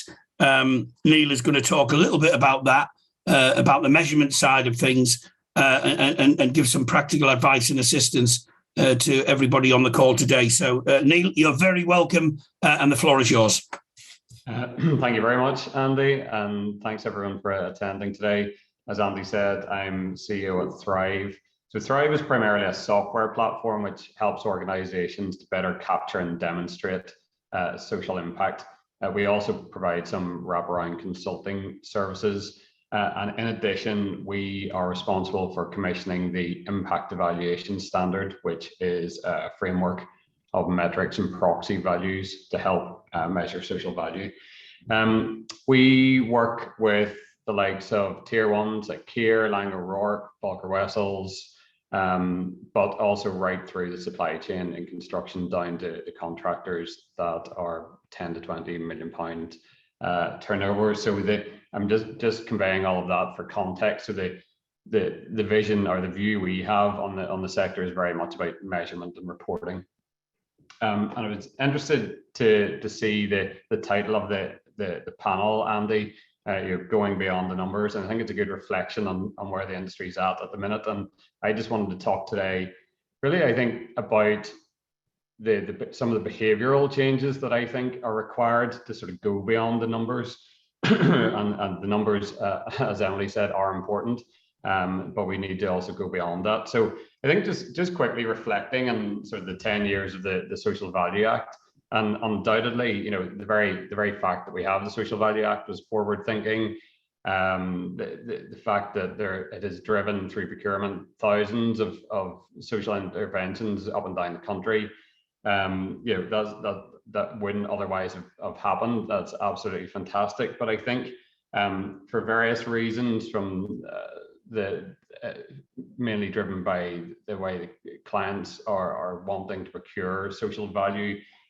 Quite often, where we come to quite often is an over focus on just the monetization of social value aspects in procurement, and it's completely understandable. If you're a public sector client, you want consistency, you want comparability. It's completely understandable. It's not a criticism; it's just an observation. But I think what has happened on occasion now, today we've heard some absolutely brilliant examples of best practice already from large organizations, from Sean as an SME. But if you look more broadly across what we're seeing across the sector, I think what has happened is there's been two quite negative behaviors quite often that have been driven. One is what I would call a culture of compliance. So it's driving contractors often to do the bare minimum. You know, if you just need to put in the minimum to secure a contract, it's not actually about necessarily the needs evaluation or where you can have best impact. It's about getting the most bang for buck, filling in a spreadsheet and a tender.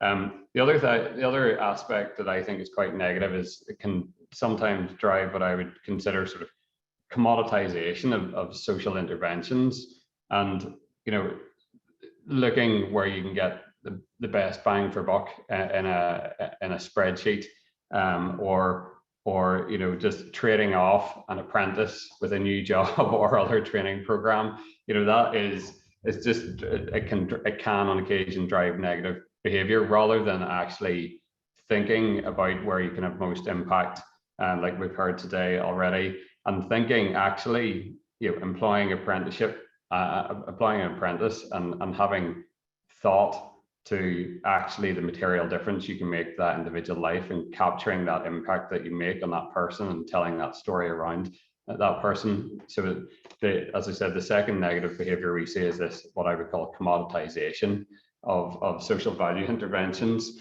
So for us as an organization, we believe sort of in the power of large organizations to really drive the social sustainability agenda. You know, ultimately 50% of the population is employed, so organizations have massive influence, and social value can be a very powerful method to capture and demonstrate an organization's positive social impact.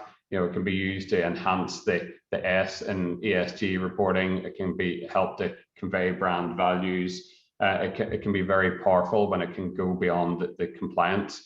And sort of an analogy, I think a good analogy I see it for the construction sector is with health and safety. 20, 25 years ago, health and safety was new legislation. It was seen as a hindrance, an extra to getting work done, an extra cost. Zoom forward 20 years and you've got health and safety as a minimum, it's the norm. As a maximum, organizations are actually conveying their health and safety credentials as part of their displaying their positive brand values and positivity around their organization. So, and social value has the social value sector has the ability to get there too. But going back to your point, we have to look to how we do that well and tell those stories. So in my mind, what needs to change? Sort of three things that I think need to change behaviorally to move from that compliance culture, if you could call it that,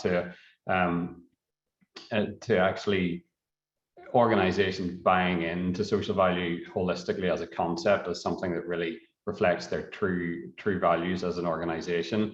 And I think one is the storytelling, and it was brilliant to hear Vicky's stories today already, and that balance between the quantitative and the qualitative. Both of those are absolutely imperative. Best practice around social value reporting in future will be the numbers. Of course, we need to be able to quantify, to compare, but we also need the stories to bring everything to life around that. So it will be a combination of those two, and we're very much focused on that as an organization, helping our clients do that. The second is having the tools to capture and measure what organizations are doing. And what we see is that often when organizations come to us, it's not through lack of will or actually activity on the ground. It's just a data black hole because they can't capture everything that they're doing. So it's making it easy to actually capture what you're doing in one central place and report on that. And there are obviously several software tools out there at the minute on the market, and certainly what we're doing is really focusing on that, a big part in that data capture, and then the measurement side of things as an organization.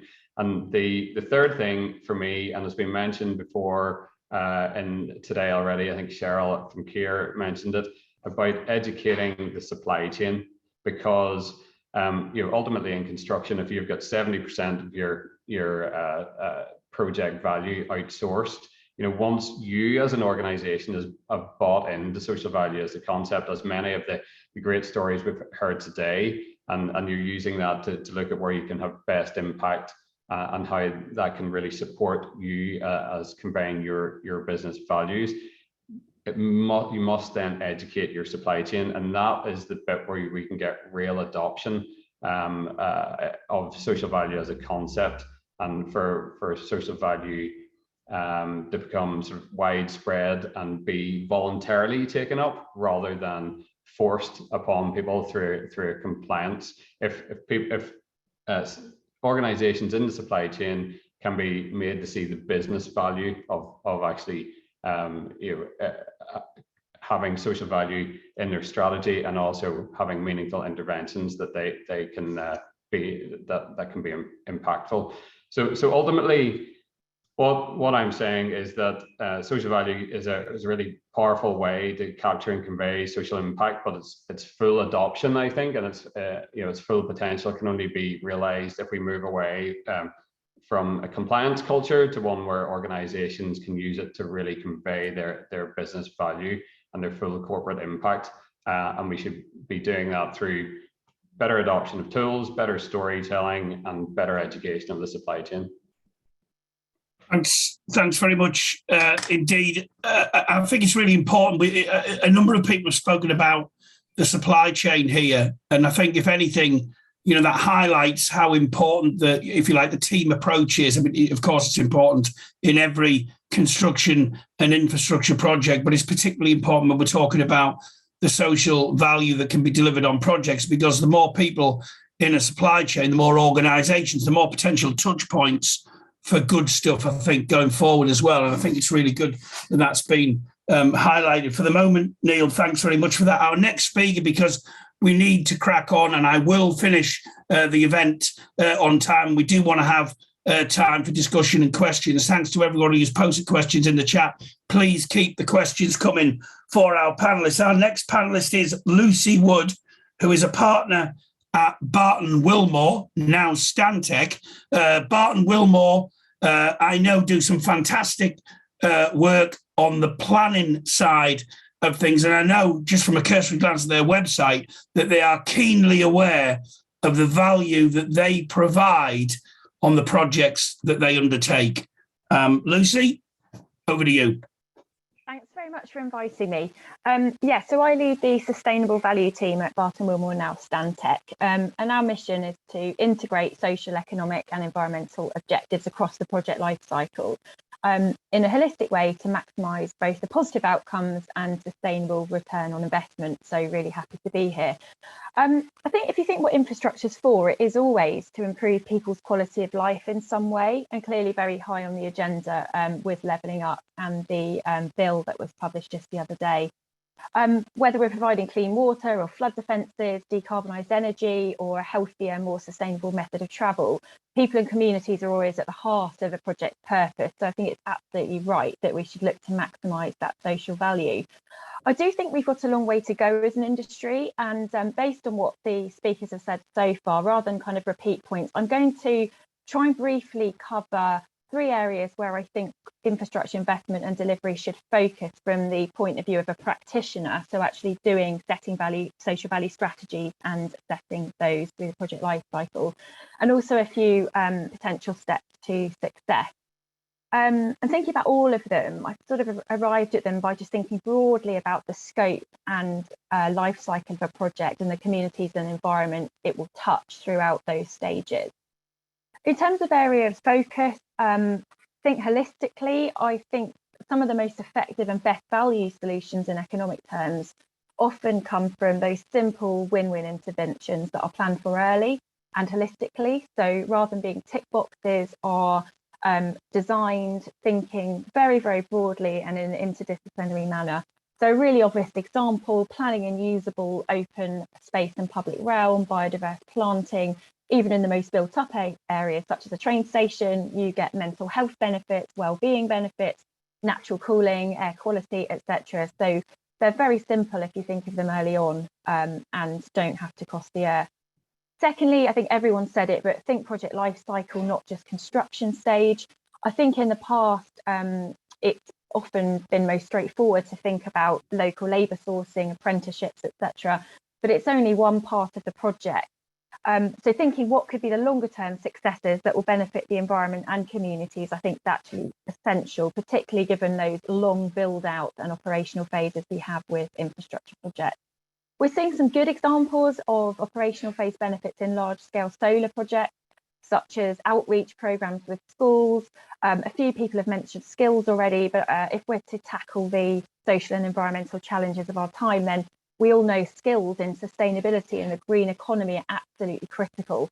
So I think there's some real benefit there around training, levelling up access to skills training, and then obviously employment opportunities that might not be been there already. Victoria gave some excellent examples of mental health from Atkins Partnership. So I think, thinking operational phase is absolutely key as well. Thirdly, focus on needs and outcomes, not just pounds and pence. Neil touched on this, but I think from the very start, when you're planning your project, what are the outcomes you're trying to achieve for the people that infrastructure is going to serve is absolutely key, rather than thinking, how do we calculate what it's going to contribute in monetary terms. So just moving on to steps for success as we're working through doing this on the ground, it's absolutely essential to identify and prioritise local needs. This is going to be a combination of secondary data research and analysis, making good use of digital tools, of course, technology has been mentioned today, but also, and importantly, communicating and listening to the local community and interest groups. I think it's really key to embed any social value strategy in the stakeholder engagement strategy from the start. To have the greatest impact, any strategy needs to be grounded in the needs and characteristics of the affected community. Of course, for infrastructure projects, this could be quite large and geographically spread study area, and it does need careful thought. Also, of course, the value benefit won't be uniform across that area and communities. And I think we need to be thinking about that as well, and how a project might respond. Secondly, it's come up, but focus on partnerships and collaboration for the best success.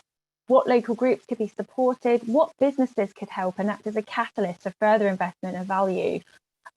Stakeholders, particularly in the local geographic area to be affected, may have very important and helpful local information and partnerships and connections that could assist.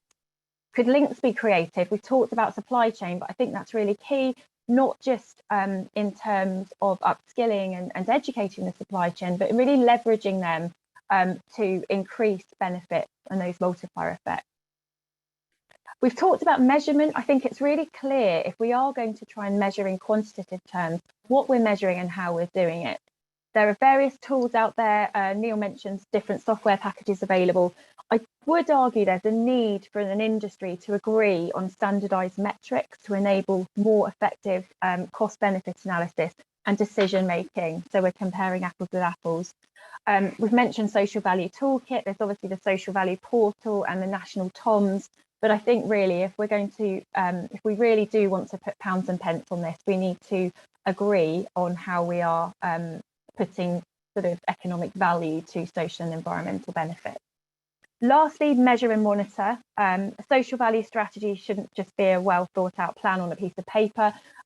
Victoria mentioned this, but I'd say it again, it needs to be live, updated and adjusted to suit how things pan out on the ground and over time. How we measure those outcomes and impact, not just sort of the actions we've taken, that's very difficult, and I don't know the answer, but I think as an industry we do need to think about how that's measured and a way for doing that with corrective action when things aren't going as planned, or indeed as lifestyle, technology, regulation changes over the long time scales of these projects. Thanks very much, Andy.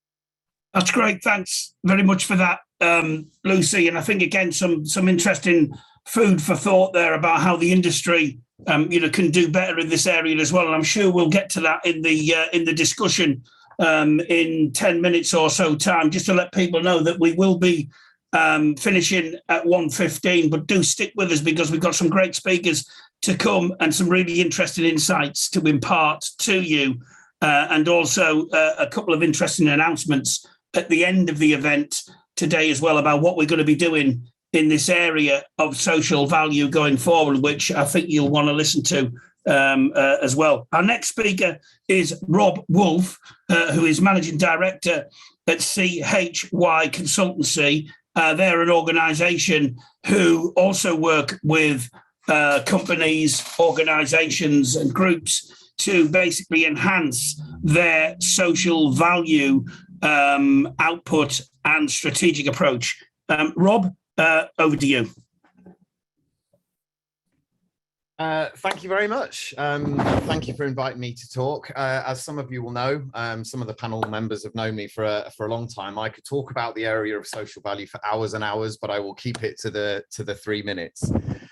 Just a bit of background. I co-founded CHY Consultancy with a laptop and a park bench back in 2006 to really look at how major inward investment in major infrastructure projects or the built environment benefited those deprived communities which often surround city centres. So before it was termed as social value, there was a lot of movement created around how we make sure that we actually look at inclusive growth within our cities, rather than just looking at increases in productivity and GDP. So today we've been asked to look at, and there's been some fantastic speakers already on the previous panel, but very briefly, we've been asked to look at the kind of the measurement side of things. So I just wanted to run through a couple of things that have been mentioned already. I think it is always important that we need both, to measure properly, we need both the quantitative, like Neil said, and the qualitative. So we need both the quantitative data and the qualitative data to make sure that we get an overall picture of the value that we are creating. The other thing I'd like to say is that measurement doesn't necessarily mean monetization. When we're thinking about how we measure social value, a lot of people just immediately jump to monetization. And we have to consider what's best for the project, what's best for our clients, what's best for the services and the impact that we're having. Monetization is a fantastic tool in looking at return on investment through the value toolkit and that Jeremy was mentioning earlier, and Hannah. It enables us to make value-based decisions in the same language that we use to talk about return on investment. So it is a fantastic tool when applied properly. And with that, I just wanted to highlight a very practical example. If we're looking, and Vicky has talked about volunteering, Jeremy right at the beginning used volunteering as a kind of measure within the social value model, looking at people hours. Now, if we look at how we measure volunteering, in one of the mainstream social value sort of measures or toolkits, like a lot of them, it's measured by the people hours that that person has volunteered for. So if we think about somebody going into school and doing a presentation to 500 students, a lot of the time, you then times that value of that person's hour by 500 because there were 500 students in the room. Now, for me, that is not an indication of the value to those students in the room, because that one-to-one, if there was a one-to-one basis, like Vicky was mentioning earlier, the value to that beneficiary, to those students, is greatly increased. So when we're thinking about how we actually monetize these values within these toolkits or within bespoke toolkits, we need to try and make sure that we're actually measuring the true impact and the value to those beneficiaries, to those people that are receiving that value. And from a volunteering perspective, we have a kind of simple way of doing this, I suppose, is if you can name the beneficiary and you can gather that information on the value to that beneficiary, then that should be claimed. If not, then we should only really claim the value of the time of the volunteer. We shouldn't be doubling up or tripling up or even 500 times up that value just because there happen to be 500 students in the room.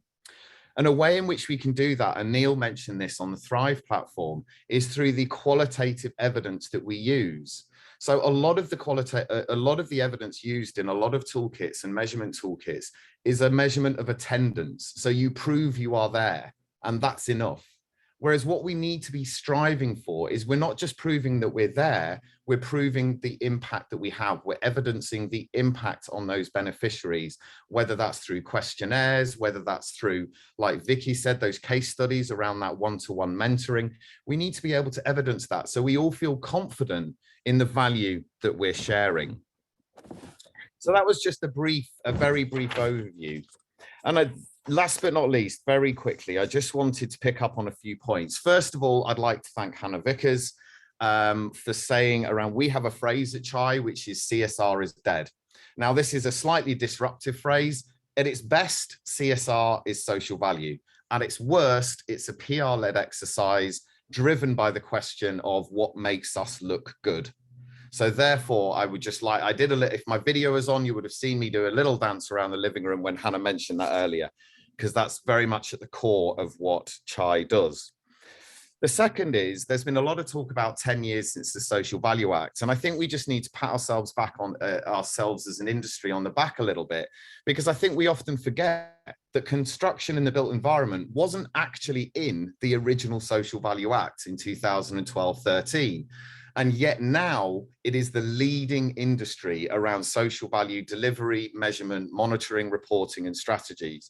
So the fact that we weren't actually in the Social Value Act in the first place, but we took it on as an industry and were driven by our clients and the industry itself, I think is fantastic.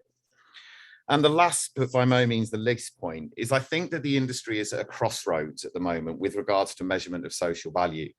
I think at the moment, there is a risk that we are going to be driven by the monetization and the numerical value of the value that we create, rather than the impact that we are having. And forward-thinking tools like the impact evaluation standard I've been working on, and others like the value toolkit, looking at value-based decisions, are driving us down the other avenue of actually trying to capture the real value that we are creating. And I do think the industry is at a crossroads where we have a risk where people are going back to the CSR and PR-led metrics where everyone is just striving for the big number. And I think we are at a crossroads within the industry that makes sure that we drive towards what Jeremy was saying at the beginning around real intrinsic, extrinsic value to the people that we, to our beneficiaries through a full project life cycle. Thank you. Thanks very much indeed, Robert, for that. And one killer quote, because I'm always looking for killer quotes as a journalist: the leading industry involved in social value around social value. I mean, that I love that phrase. I think it's actually true. I think we should use it more, not in a bragging way, but just in a way that actually shows that this is a sector that gets it around these, around these issues. Of course, we've got to deliver, and that's crucial. But I think that's really important to point that out. We have 3 speakers left in this panel, and then we'll have a quick fire Q&A round of questions. Our next speaker is Verity Barr, who is a director of the Communications and Public Affairs consultancy BECG. We are delighted to be working with BECG here at Infrastructure Intelligence on our entire Infrastructure Intelligence Live program of events. We've had some fantastic events over the recent period, none more so than today. And I'm really looking forward to hearing what Verity's got to say about how we describe that social value, not just a journey, but how do we actually tell the story better as an industry? So Verity, over to you. Thanks, Andy. And I'm afraid I'm the guilty party whose broadband connection is dropping in and out a little bit today. So if I do disappear, bear with me and We can hear you perfectly well, Verity. So yeah, fingers crossed, literally. So I think, as we've heard kind of throughout the morning, there's a wealth of really good work being undertaken across the sector. But as Rob just said, with my PR hat on, we need to make sure that we're communicating that effectively. And are we doing enough to communicate that as well? So I just want to start by briefly taking a step back to look at a bit of the wider context and set the scene for why it's so important that we tell that story honestly. I think if you look back a couple of years, the convergence of the pandemic and the Black Lives Matter movement really brought that sense of community, social impact and injustice to some degree to the forefront of everybody's consciousness. And a result of that, I think we all became much more aware of the need to do good and support the communities where we live and work. Alongside that, the rise of the activist investor over the last couple of years, particularly, and citizen journalists has given people confidence and the channels as well to call out companies that they don't think are fulfilling their obligations. Effectively, there's kind of nowhere to hide now for organisations like the ones that we work for. And I think as a result of that, members of the public and audiences across the board are far savvier to knowing when they're being sold a bit of a myth as well. And I think what that means for us as communicators and as in a sector is that we want to hear really genuine stories about positive outcomes. We've heard the word outcome talked about a few times this morning. And we've got plenty of those really positive stories to tell. So, coming from my area of expertise, how do we do that successfully? Well, I think there are 4 really key elements. Picking up directly on a couple of things that Rob has just said in his presentation. First thing is absolutely honesty. There's a real difference between the storytelling and telling a story accurately and honestly. And I think it's far better to say, in some instances, we're not perfect, but we're trying, than it is to try and hide behind something grandiose. And I guess this is where that idea of sort of measurement and numbers comes from, and always trying to strive for a big number. Thinking back again to 2020 in the aftermath of Rodney King's murder, there were some really big players within our sector and others who had a real knee-jerk reaction to that and issued statements very quickly saying, look, we've got a diversity and equality policy. But actually, they were criticised for that, because if that policy isn't doing anything, then it's kind of meaningless, really. And it's far better to say, we're at the start of this journey, let's be honest about that, and here's what we will do. And ultimately that kind of leads to the need to make some kind of commitment. And even just at BECG, we're just in the process of finalising our own social value charter. That's going to set out the framework for the action that we are taking at the moment ourselves and what we will be doing, but also how we'll be supporting and contributing to our clients' work as well in this area, because I think it's really important to think of social value impact as a collective piece rather than just individuals as well. And I think it's really important that once you've made that commitment externally, you then make yourselves accountable to that as well. And that is where this part of this storytelling comes in. You need to report your progress against it, but importantly, you need to share your results as well.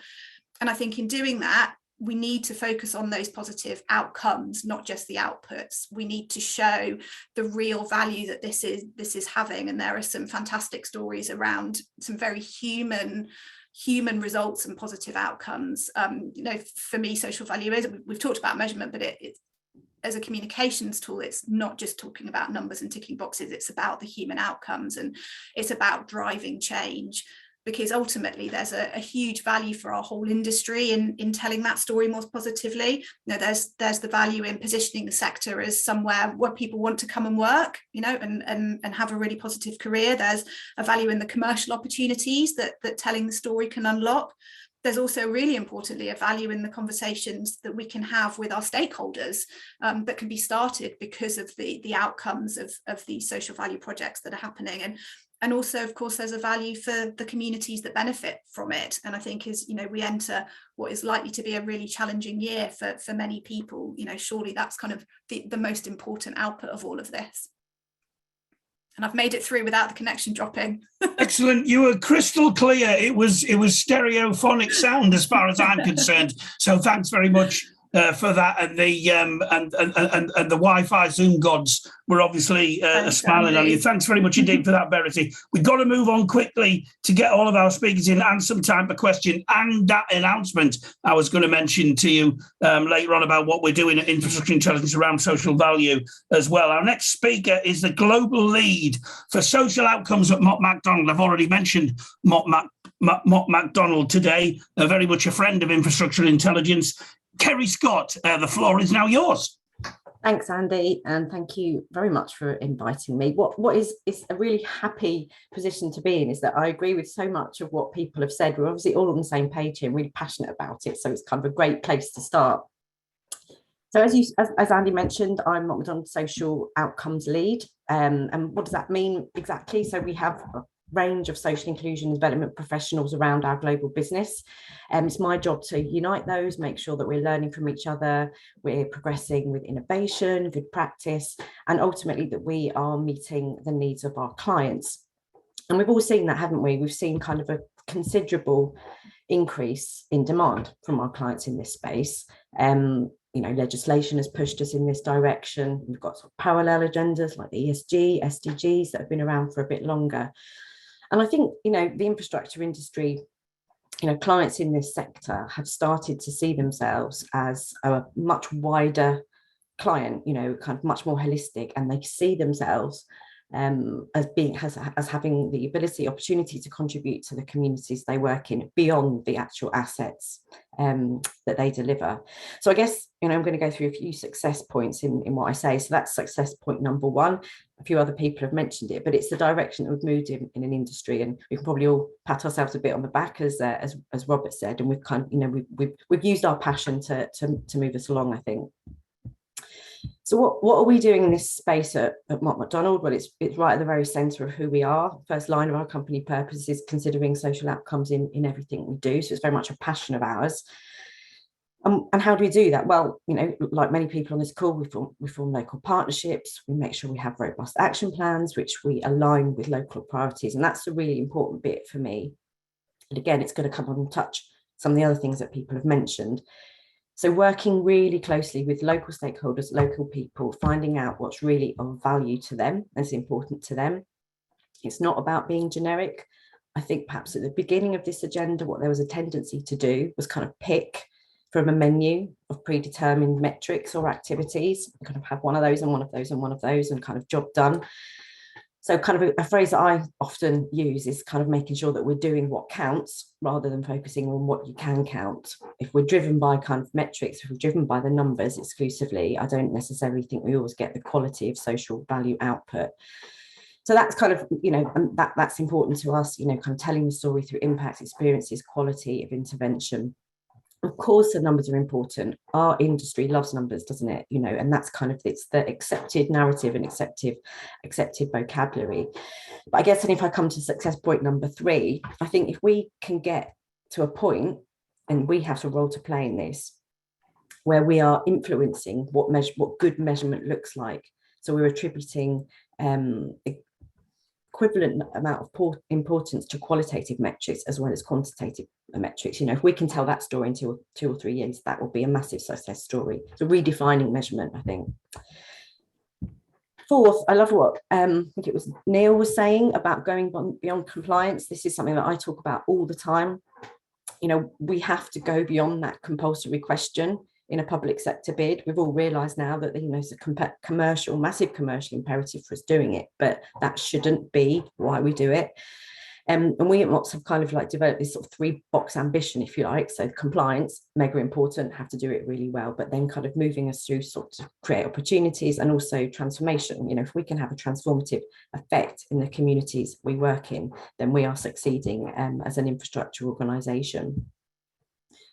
So what does that look like then? And I think this is about making sure, it's probably my last point, because I don't want to kind of go on and repeat everything that kind of other people have said.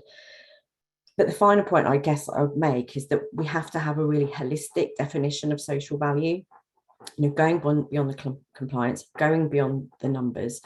If we look at, that sort of basic compliance level, it's about leveraging traditional community, social, economic wellbeing benefits at the same time as delivering projects, so alongside what we're doing. What I think success looks like in a social value space is actually knitting those priorities into the projects themselves, so into its DNA, thinking about how we can get the asset itself to be a kind of a legacy, to deliver a social legacy as well as a technical one. I'll leave it there, Andy, because I kind of agree with many of the other panelists. But hopefully that's useful and look forward to some questions. That's very useful. Thanks very much indeed, Kerry, for those comments. We'll do our level best to try and get to some questions in the closing session. Our final panelist is Kat Brown, who is a social impact and ESG, environment, social and governance manager at Bruntwood. Again, another blast from my past. I did a lot of good work with Bruntwood when I was working on the health and wellbeing side in Greater Manchester back in the day. And I know they're an organisation that takes its social responsibilities very seriously indeed. Kat, over to you. Thanks, Andy. And just want to say thank you to everyone else for sort of, pushing your passion through everything you've been speaking about today. And it really does sort of give me hope for this part of the industry going forward. So I think a little bit about me. Thank you, Andy. Yes, I am the social impact and ESG manager at Bruntwood, but I am actually a civil engineer, and I graduated in 2018. So I would say I'm relatively new to the industry, and having that sort of technical introduction as a structural engineer, actually working on large infrastructure projects, I often used to get asked, why did I become a civil engineer? And I think going back, and the reason I chose the degree and moved into the industry was as a sort of purpose-driven individual, classed as, Gen Z. I think there's a study that came out in YouGov in 2021 that actually stated about 50% of Gen Z will now look to choose an organisation that actually puts purpose over the salary. So I do feel really fortunate to work for a company such as Bruntwood, as you mentioned, Andy, that really does take their sort of social impact and baked into their sort of purpose, which you can probably see behind me on my wallpaper, which is create thriving cities. So at Bruntwood, what we are, we're a leading UK property developer, and we really look to bake in our social impact through that benefits our customers, our colleagues, and the wider communities that we're based in. So we have a really strong presence in the Northwest, in Manchester, Liverpool, Leeds, been in Birmingham now for about 10 years, and more recently in Oxford, Cambridge, and in Glasgow. So, we're really sort of looking and working with a multitude of different communities that have, varying needs. So I think that what we need to do is identify as, you know, both the built environment and the infrastructure, that what we create is more than just those concrete and steel. It's that placemaking and it's that direct impact on the community that I'm really passionate about when I sort of see new buildings being constructed and roads. It's about, I always try and peek through the hoarding and see, you know, what's really going on. And I think it's so interesting what I've seen since the start of my career up to now is that sort of change in pace around social value and the importance of it. So in my first position, I was a structural engineer. I discovered social value, and I ended up being a sort of social value champion for the business I was working for, and heavily involved in that sort of data collection. And it's so interesting to hear everyone's points around data and the importance of what we measure and how we measure, because from my point of view, that the data that goes in is only as good as the data that's collected. And I think there's a few key things that I'll try and whistle through really quickly because I know we are tight on time. So I think the first sort of challenge we face in an industry is getting stuck in the data. And I think, Kerry, you mentioned that around making sure we're measuring the right things. And my background as an engineer, I love the data and I love, you know, kind of looking at the TOMs and understanding that monetary value. But I think, you know, you can become quite narrow-minded and understanding actually what does that mean to the community, and are we measuring the right things? And I think this is where the importance of considering social value really early on in the development and the planning phase of understanding that local needs analysis and making sure you're engaging with the right communities and stakeholders. So I think how we solve this is just, again, that early engagement, and a really great point, I think, from Neil around that compliance culture and making sure that those data points we choose, it's not just sort of getting that tick in the box, it's that conversation we've had. Why are we choosing this metric, and why does it benefit this particular group of people in this particular society? Because they vary, and what I've seen in my role now with developments that Bruntwood have all over the UK is that obviously there are common threads throughout, and especially I think the impact of COVID and the impact that's had on the young sort of not in education, employment or training, or NEET for short. There's a real gap there. And I think, you know, what I think another way that we can sort of make sure we answer this challenge in the most sort of effective and efficient way is looking at ways we can streamline impact. So looking at those sort of employment of needs, looking at the skills gap, and looking at the developments we're working on, looking at the challenges of COVID and the climate crisis. I mean, we could go on, and it can become quite overwhelming. And I think another area in which we really should look to address is around the sort of early emerging professionals. So I actually also sit on the Emerging Professionals Network for the Association for Consultancy and Engineers, and I'm sort of privileged to be able to mix with, I'm getting a note that my internet is unstable. Andy, thumbs up if you can hear me okay.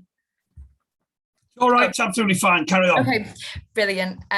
So I think in terms of my position, I'm able to sort of see how other emerging professionals engage with the social value agenda in each of their different businesses and what that means. And I think in terms of sort of looping back around that data piece and that understanding, that engagement, and also that the step away from that compliance culture, I think a big opportunity is making sure that we have trained young individuals or trained staff across the industry that really understand what social value is, and it's not just a tick box. For me, ideally, I'd like to be in this industry for a long time, and that we start to look at social value now is, you know, we don't need to sort of have these discussions in 10, 15 years times. It's just baked into what we do, similar to the sort of health and safety and where we were with that about 20 to 25 years ago. So I will wrap up really quickly, and again, as you mentioned, Andy, if anyone does want to reach out to me, or my contact details will be made available. I think just one thing I'd really like to sort of urge everyone that's listening in today, and that is engaged in this social value agenda, is around the resource. You know, it takes time, and it takes money, and it takes knowledge and expertise to be able to deliver and drive real value across the industry. So I think there was a report released in 2022 around the responsible busyness, so about responsible professionals and just how busy this area is. Even in the last few years since I've sort of really become more and ingrained in social value, there is just so much out there. There's so many there's so much demand both from investors and the ESG piece, from HR, and understanding how we can make the businesses that we work for more attractive, and looking at social value through that lens. And obviously, finally, I think it was touched on in the previous panel around the importance of bids and procurement, and making sure the people that are in those positions really, really get what we're trying to tell the story around. So I think it's about ensuring that your employees understand social value. There's going to be almost a skills gap in social value, and people who really understand it can drive this agenda forward. So thank you. I will pass back over to you, Andy.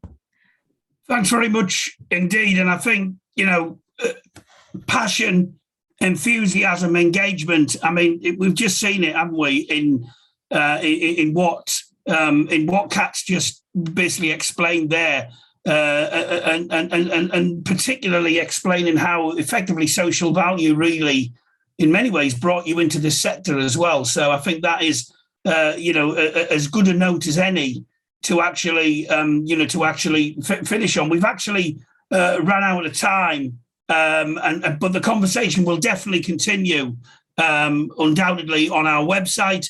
Please join the conversation on LinkedIn as well. But I just want to call in, if I may, to give us some brief closing thoughts. So infrastructure intelligence will be taking on board this issue much, much more widely going forward. We have plans to set up a social value panel, and one of the people who's going to be helping us out with that panel is one of our earlier speakers, who is Peter McDermott from the University of Salford. If I can just bring Peter in just for some very, very brief closing remarks before I sum up the proceedings today. Peter, if you can just quickly go back on camera and just say a few words, if you can. Yes, thank you, Andy. We just have 10 minutes for this, but you'd be glad to hear that. I thought we might run out of time, so I prepared my summary last week. Didn't really. Right, I think that there is some important themes flowing through here today.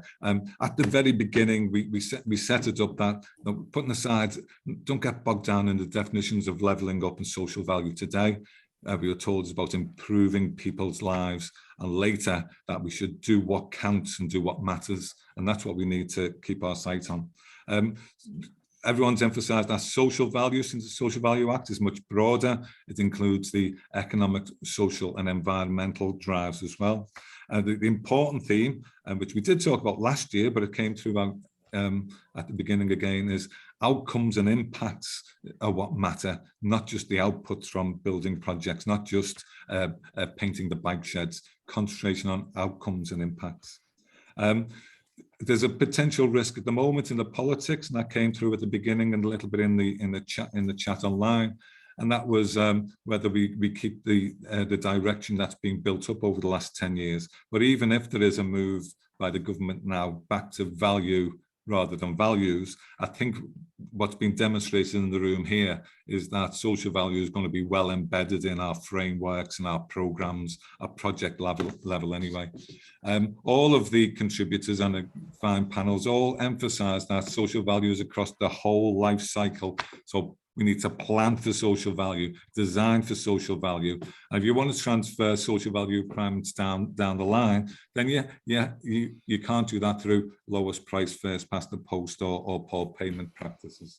The other thing that was articulated very well was the ex post after the fact evaluation. Yes, we've got measures of social value, predictions of what social value is going to be, but to get that ex post after the fact evaluation will help the industry. And one of the questions in the chat was around transparency. We can't get transparency on the move towards social value until we get the after the fact measures. It was always true about cost prediction, but it's true about social value prediction as well. Local context is what matters. The difficulties of that were discussed in all of the groups. And I think that's one of the issues that we need to address. Who is best at identifying what that local context is? Just a few warnings, I think. We need to avoid some things in the construction sector. Yes, we should pat ourselves on the back, but direct employment and the quality of employment was discussed, and their direct employment at the outset. There's an excellent paper done by some Americans fairly recently, which just reminds us about the patterns in our own industry, which is that we are the original gig economy, and we still are. We think we just need to avoid some complacency there about our industry, and we need to avoid creating an industry in itself around social value and the models and the consultancies that are on offer. Other than that, I echo what our keynote speaker says. What an exciting challenge that we have here. Thank you, Andy. Thanks very much, Peter, for those words. And I think, and as I said, we will be taking these issues forward a bit further into the future. Just before closing the event, I just want to add something very briefly on a personal note, a rare personal note from the chair of these online events. This will be my final event in this position, because after more than 6 years in infrastructure intelligence, I'm actually stepping down as editor to pursue some other opportunities, albeit in the construction and infrastructure sector. My colleague, Rob O'Connor, who's one of our infrastructure intelligence reporters, will be taking over as editor. And I know that he's looking forward to taking everything that we do to even greater heights in the future. And that'll be all around highlighting the fantastic work that our industry does for the benefit of society, for current and future generations, and indeed the planet itself. And I wish Rob and everyone connected with infrastructure intelligence all the very, very best for the future. Going forward, I will continue to champion and promote this fantastic industry at every opportunity. It is a brilliant industry, as we've heard today, that makes a real difference to people's lives. And I've enjoyed playing but a small part in promoting its value and worth to a wider audience, and I hope to be able to do that in whatever I do going forward into the future.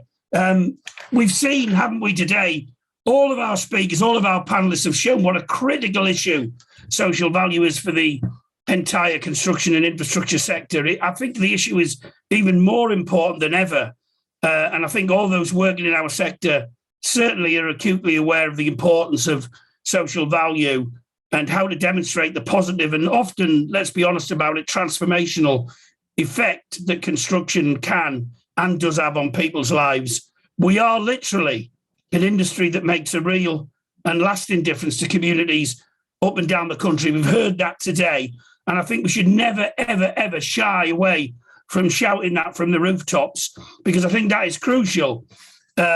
As Kat said when she spoke, it's crucial in promoting the industry itself to a much wider audience and to attracting new people who want to work within it. But even more important than that, we're actually changing people's lives and making a difference. And I think that's really, really important. There are not many industry sectors that have that just such a direct impact on people's lives. And I think we should, really shout that, as I said, from the rooftops. Anyway, we have now definitely run out of time. I thank everybody for logging on today. Keep an eye on our website. Keep an eye on the email that will drop in your inbox. There'll be a report on today's event with a link to the full recording of the event within the next hour or so. Do join us again. Do join Rob, my successor as Infrastructure Intelligence Editor, for the next Infrastructure Intelligence Live event organised in association with BECG. Thanks to them for all their support today and also going forward. All that remains me to say is I hope to bump into many of you in the future in the construction and infrastructure sector. Have a fantastic weekend. I hope the sun shines where you are. Bye-bye from me for now. Goodbye. Thanks, Andy. Thanks, everyone.